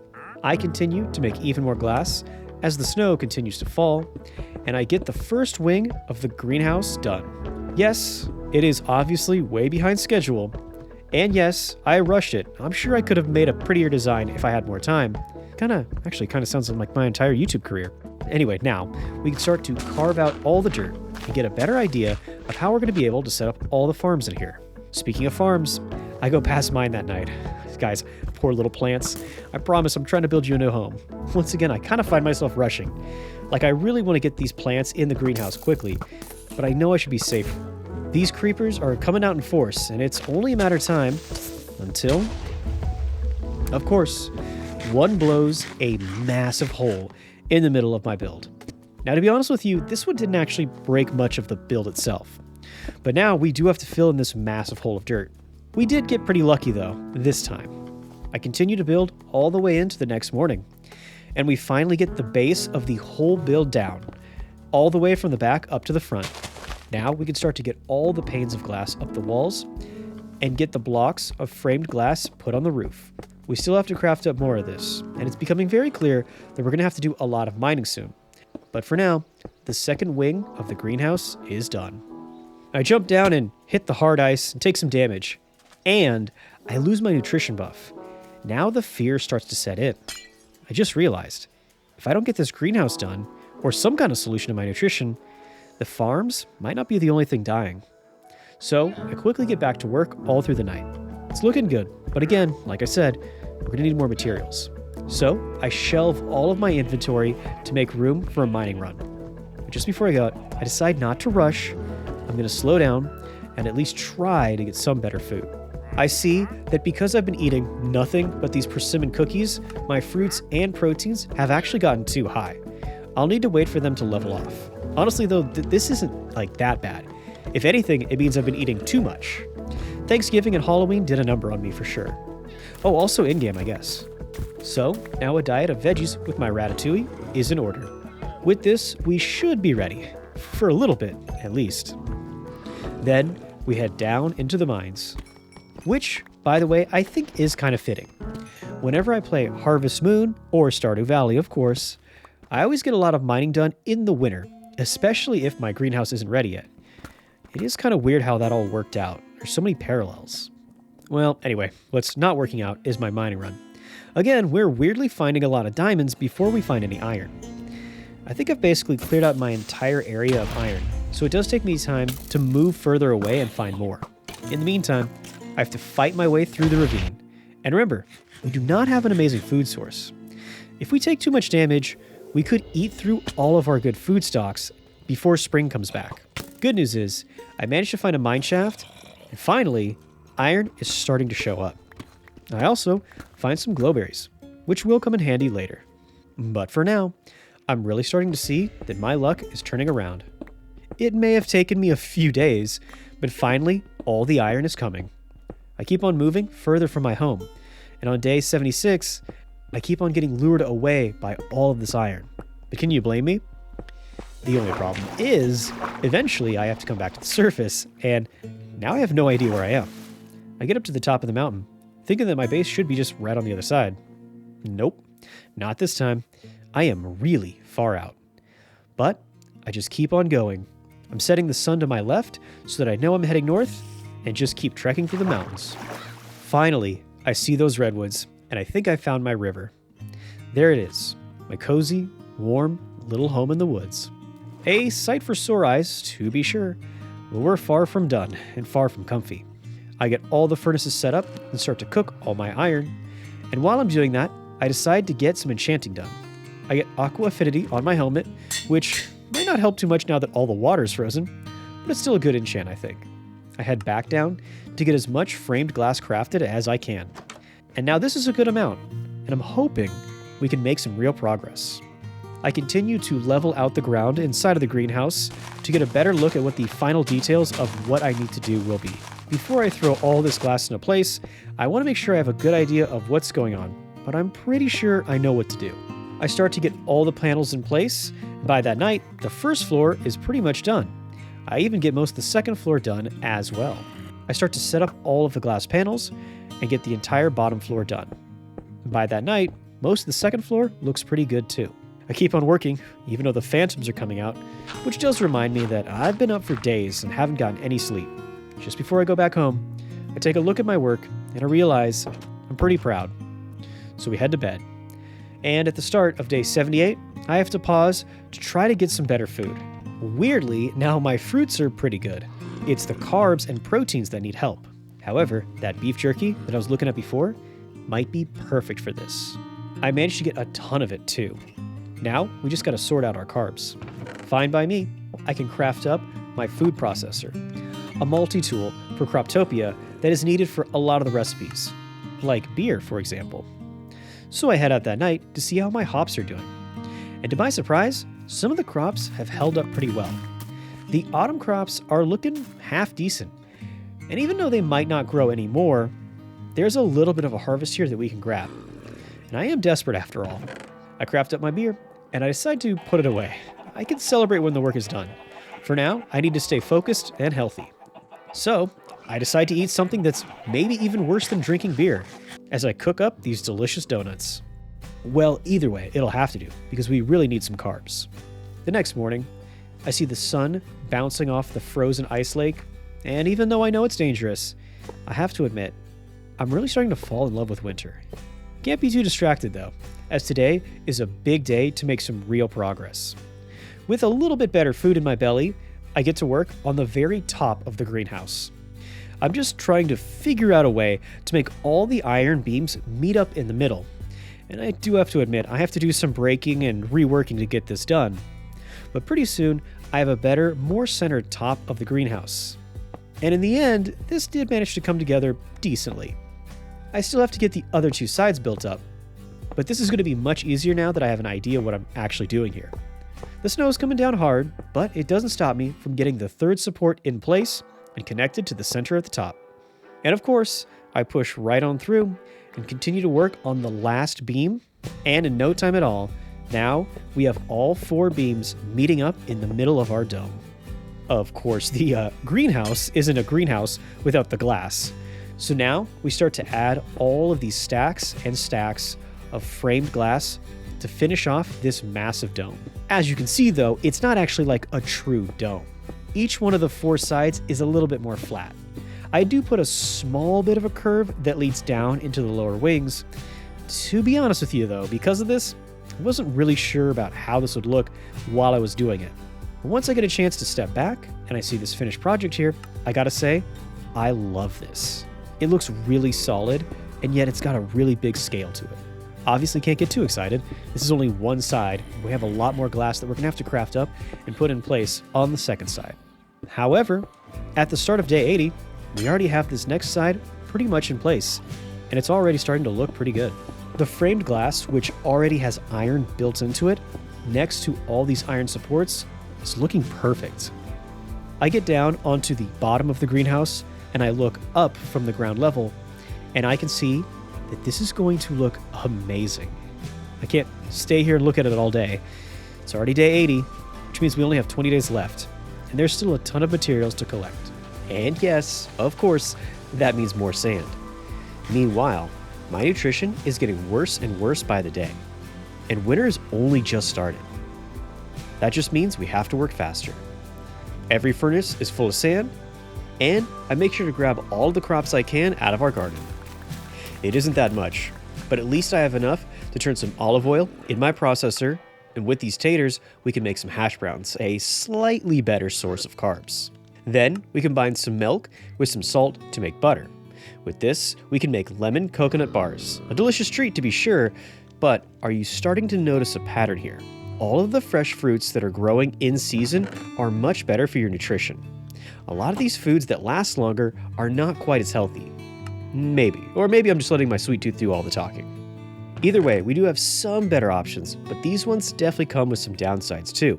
Still, it should be enough to keep us alive as we get ready to go on another trip down to the mines. So I start to head out a little bit further from my base.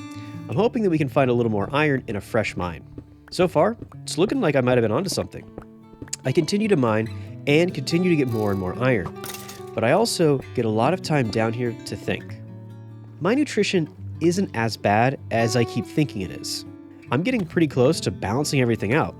Now, I'm going to admit here, I'm not really sure this is super realistic since I'm eating all this junk food, but maybe that's okay. In truth, I'm not really giving myself the due credit for all the hard work I've done in the past 82 days. I set myself up pretty well, and I've been making some fun builds, and all the while, I have been loving this playthrough. Yeah, some parts have been very stressful, but to be honest with you, this has been exactly the kind of playthrough that I've been looking for months. Sure, I absolutely fell short of some of my big goals. I didn't have everything I wanted before winter hit. It's foolish to think that you can plan for every single challenge in your future.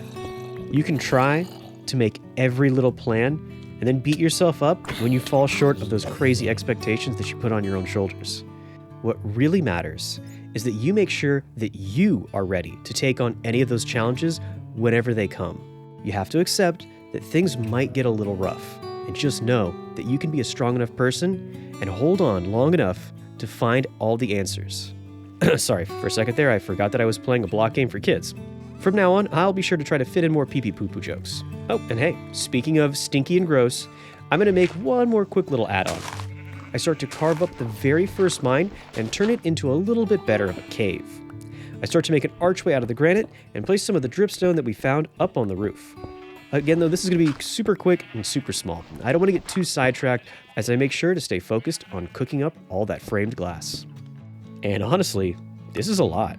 Like maybe we'll even finally have enough to get the greenhouse done, but I don't want to jinx it. Let's just take what we have and head back to our beautiful little baby. In no time at all, we're about halfway done with the very front side, and so I decided to go over to the very last side and get this halfway done too. Finally, we're only just a few blocks away, which means, yeah, I guess I really did jinx myself. While I am out here on the way back home, I decided to cut up all these mushrooms from this colony, since you can use shears to harvest mushrooms this way. Now, I'm not sure in reality winter would be very kind to fungus like this, but I'm not going to ask any questions. Then, inside the cave, we can add the rich soil and move all of our mushroom collies down here. Besides, really, I need to get back to the more important parts. At the start of day 84, the glass is all in place. We finally finished our great greenhouse.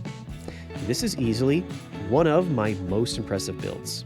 It's definitely got a ton of scale to it. This thing is huge. I think it's actually a great tribute to the winter, the very thing that forced its creation. But more importantly than any of that, I think it's going to be a great home for all of our crops. But I can't stay here and stare for too long. We still have a ton of work to do. Step 1 is getting the floor of the greenhouse all cleared up. We clean the snow out and level everything. And now we finally get to make the farmland itself. Place a bucket of water on the very first side of the wings, and soon I start to till up all the soil. I'm going to add some water underneath the diorite slabs. We won't have to stomp on any crops as we jump over a block. I start to get the lanterns in place on the outside of the build. To be honest, it looks like we didn't really need that whole iron lip to hold them up. One of those little mistakes that we made in a harder time turned out to be a blessing later on.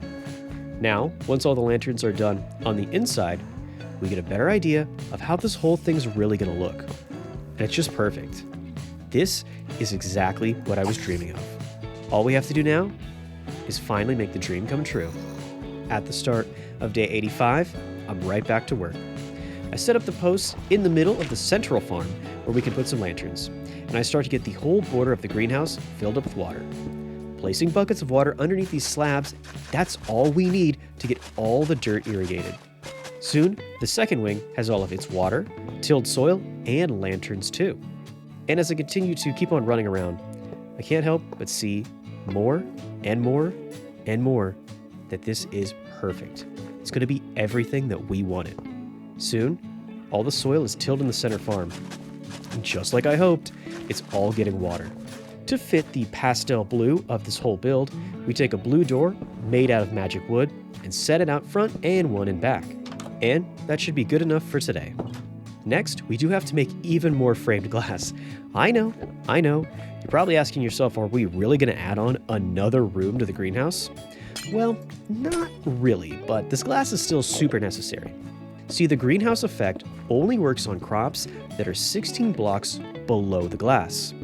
Those huge monumental ceilings are cool and all, don't get me wrong, but they are way more than 16 blocks up there. So we're going to have to install a much lower ceiling directly over the central crops to make sure that they all grow right. But this also means that now it would be very easy to make a second floor. For now, let's just get focused on the first floor and make sure each little spot gets covered in glass. And of course, there I go jinxing again, because we run out of glass for this too. So on day 87, we head out to get just a little bit more sand from the riverbanks. Luckily, I still have plenty of iron though. The last little bit of frame glass is already in the bag. While I wait for it to cook up, finally, it's time. These amazing crops out here under my glass garden have been faithfully, loyally keeping me alive and happy for an entire year now. They've been toughing it out through the cold and suffering through the wind this whole time. I definitely think they've earned a spot in this nice, warm new home. I start to set out my vanilla crops first. And just like the start of our 100 days, we're going to be growing these crops first. So, just like we unlocked Farmer's Delight next, those crops are going to be the next to join them. For this greenhouse, I'm not going to try to produce crops on some massive industrial scale. I kind of already did that with the wheat in summer. No. I just want a small, simple plot of 4 crops each. Sure, in the middle here, we can fit like 6 crops, so for crops that we maybe use a little bit more, we can squeeze those in here too. After the vanilla crops and the first Farmer's Delight crops, we start to even add our Cultural Delight crops. Already, in just one night, the little green sprouts popping up all over the dirt, it gives me a lot of promise. But of course, you guys already know that this is just the beginning. Next, I dig out a row of water, and I fill all this in with some rice. But I do make sure to leave 2 little block slabs so we can cross over easily. I do dig out one more row right here, but this time it won't be for rice. I grab some sand and place that in the gap instead, and I think you already know what's going on here. We set out our sugarcane. This will lock in the wing and hold the whole thing together, keeping it warm. Sadly, there is no warmth out here. The snow just keeps on falling, but soon that won't be a problem either. I start to move the very first of the Croptopia crops back into their rightful spots in the greenhouse. Now Croptopia still has me working hard to get all these seeds. It's not straightforward, and getting just 4 little seeds from each type of plant, it's still pretty tricky, especially since the winter has been so particularly hard, and so little growth has really happened. Still, although it is more challenging, I have to admit, I kind of like the complexity. I love the fun new mechanics. I love the winter. I love the challenge. I even love the struggle. 100 days isn't about smacking a bunch of zombies or trying to make the coolest clickbaity gear set. A 100-day challenge is really just about trying to go after something that deep down, you know you can't do. Something that you're not quite ready for, and boy, I sure wasn't ready for this. But nevertheless, you go for it. And you fail, and you look, well, dumb. Maybe not as dumb as me, but you will feel dumb. But the secret is, that's the best part. Because the worse you feel now, as long as you stay with it, it means that the spring will be even more beautiful. I make sure to give every plant a good little area to grow. Sure, not every plot is perfect in the same size, but I make sure to get at least 4 of them of each, and we make it work out in the end. It still is tough to grab all these seeds and fight off all the creepers and keep them back, but I'm not too worried, because as I'm going around and grabbing each seed, it's looking like we didn't actually lose a single one. Sure, some of them didn't do very much growing at all, but that's okay. What's more important is that they all weathered the storm. It takes longer to germinate these seeds, sure, but that's not too tough. Little by little, this barren, brown dirt starts to be covered in dark, crisp little dots. And now, we can even start to see the very beginnings of some of the color creep in. I decide to use bone meal on all the seeds that I don't quite have 4 plots of yet. Then, out in the fields, I get another reload of the chunks. And for a second, I was thinking it was finally going to happen. But no, false alarm. The snow keeps falling, and sure enough, winter keeps rolling on. But this does mean that technically, the worst part of winter has already passed. And now, it's only going to get warmer and warmer every day. I start to work with all the crops that were out of season when they were first planted. The summer and spring crops, yeah, these poor things had no chance from the start. As I start to move them into the other side of the greenhouse, I gotta use a lot of bone meal and time to get them all caught up. I keep on working with the summer and spring crops, and even though it is more work, soon I have this whole corner of the greenhouse covered too. I head out and I catch the sunset on day 88. I'm having a lot of fun saving all my crops, but still, deep down, I know I have to keep the speed up. At this point, I'm actually racing against the 100-day limit. That night, we move on to the very top farm, and I think this might actually be the last farm. This farm was a collection of the misfits and the leftovers where I couldn't really find a spot to put them. I only just barely managed to get these seeds in the ground right before winter hit. Most of them are pretty niche crops like ginger or basil, things that might not end up on your plate too often. To be honest, they probably won't really affect your playthrough. They certainly aren't going to make you rich. But at this point, none of that really matters. I'm just trying to get a full collection and get a little bit of everything. I'll find room for them no matter what, even if they just sit there, look pretty, smell nice. I'm getting down to my last few seeds, and already the different types of crops are all laid out in these nice looking rows. And in some areas where things aren't working out too well, I do put the crops in rows of 6 in the little borders on all of these pathways. I didn't want them to get stuck in just 2 little spots. Also, I still have an entire wing over here full of more room, so I think we can manage this. Speaking of, I head out one more time to to see that there's still just one more farm. Weirdly, this is actually our very first farm for Croptopia.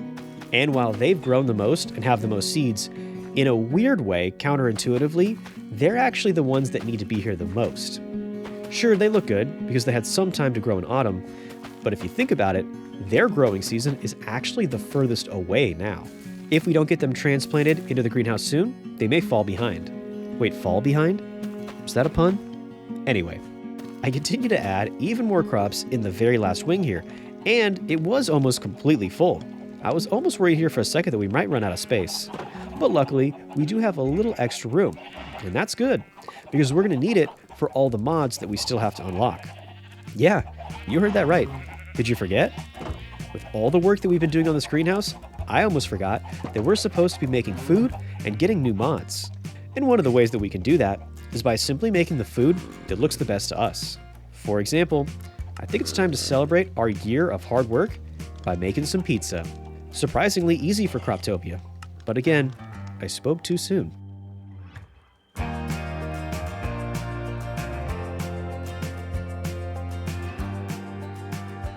Now, my merchant is giving me lemon seeds for lemonade. Yeah, no.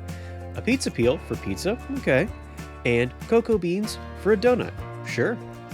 To be honest with you though, these trades aren't really what matters here. What matters is that we've unlocked Lemon, Pizza Delight, and Sweets Delight.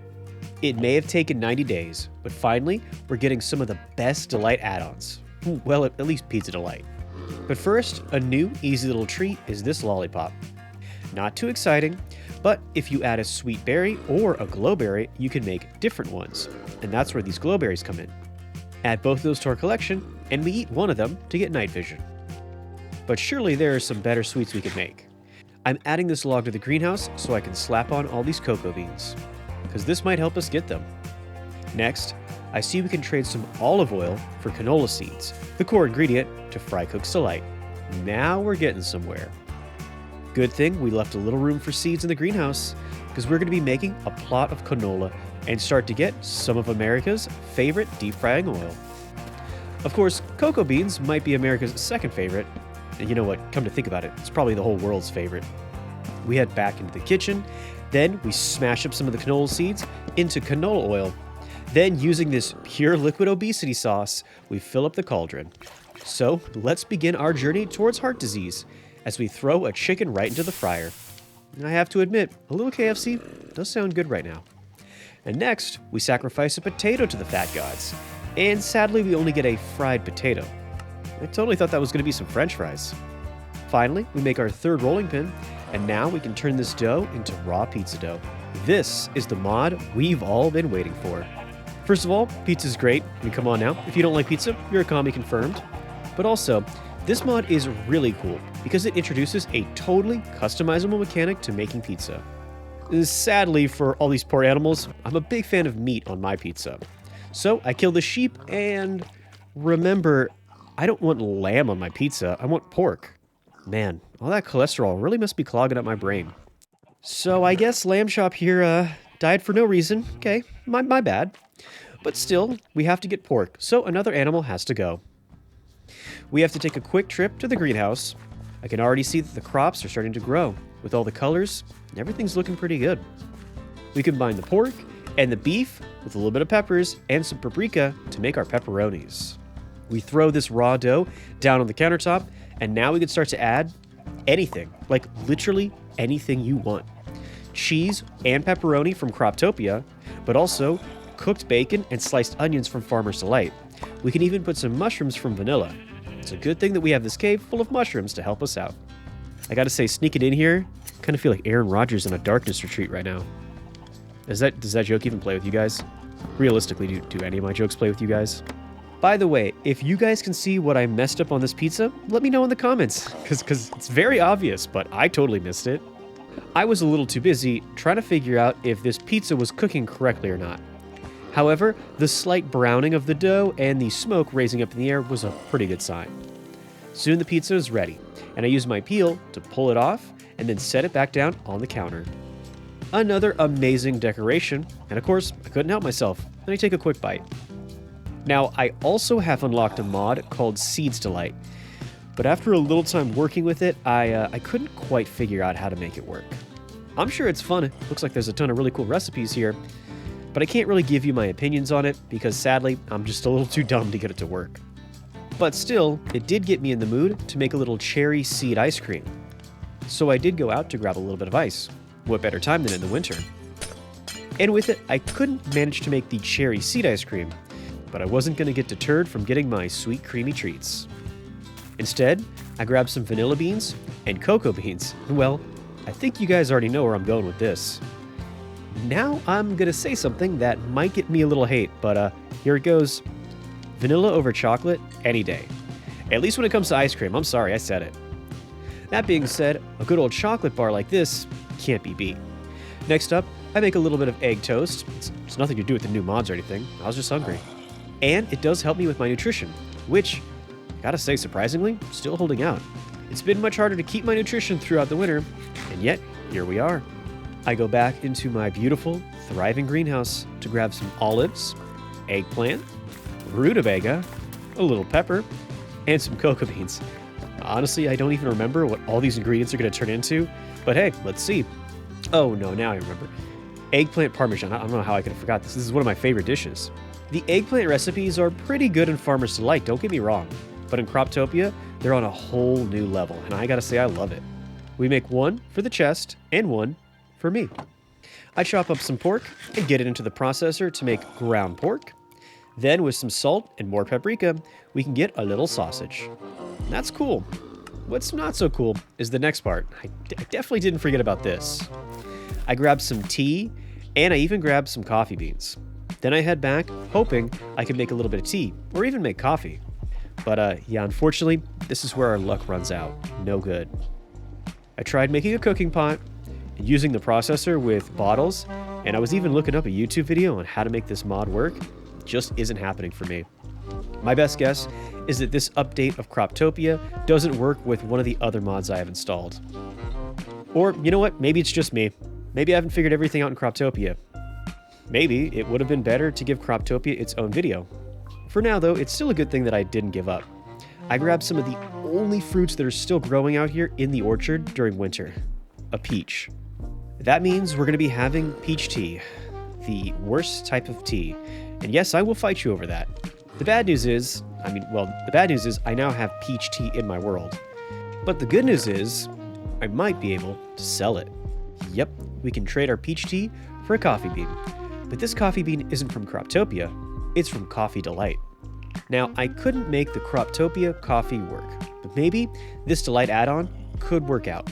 I craft up a Mr. Clever, which is a coffee machine, and I see that I have to crush the beans into grounds first. But before I do that, I want to add this coffee bean to our greenhouse. Unfortunately, I don't always get what I want, because I could not figure out how to grow the coffee bean in the greenhouse either. So, getting more and more desperate just to brew up a cup, I start running out of options. This is kind of silly. I mean, I don't even like coffee. Does anybody like coffee? Like, let's be honest here. People dump a bunch of sugar and cream into it. Yeah, that's right, coffee drinkers. I'm calling you out. Still, I'm doing this for you guys. I am trying.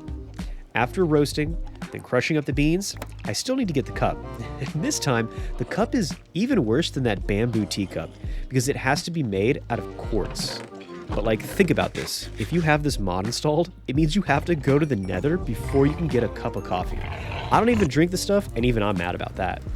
We do go to the Nether, grab some quartz, and head back out. Soon we have our cup of coffee. And of course, Coffee Delight lets you make your coffee any way you could imagine. And again, I have no idea what I'm doing here.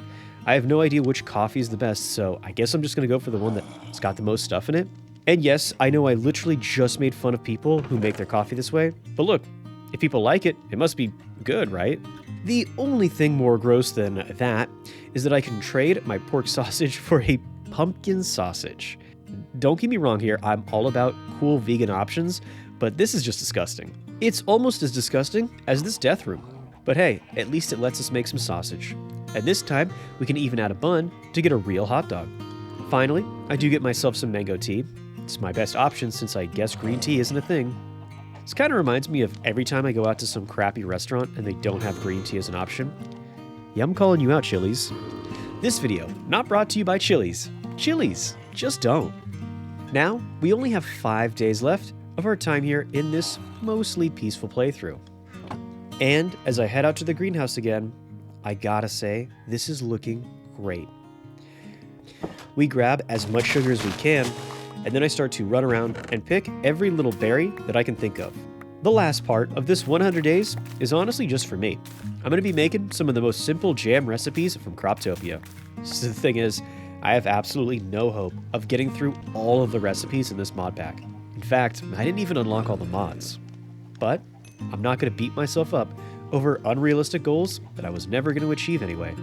I can still have fun just doing the things that I love, like making all the jams in the game. And now, I start to fill up this little counter with all the different jams. Elderberry, yam jam, okay. Strawberry, raspberry, cherry, apricot, I guess, peach, and I even make myself a glass of wine.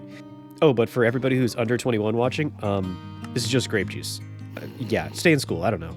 We add some grape and blackberry jams, and now I start to move on to making some of the juices from Croptopia, like lemon, apple, orange, and pineapple.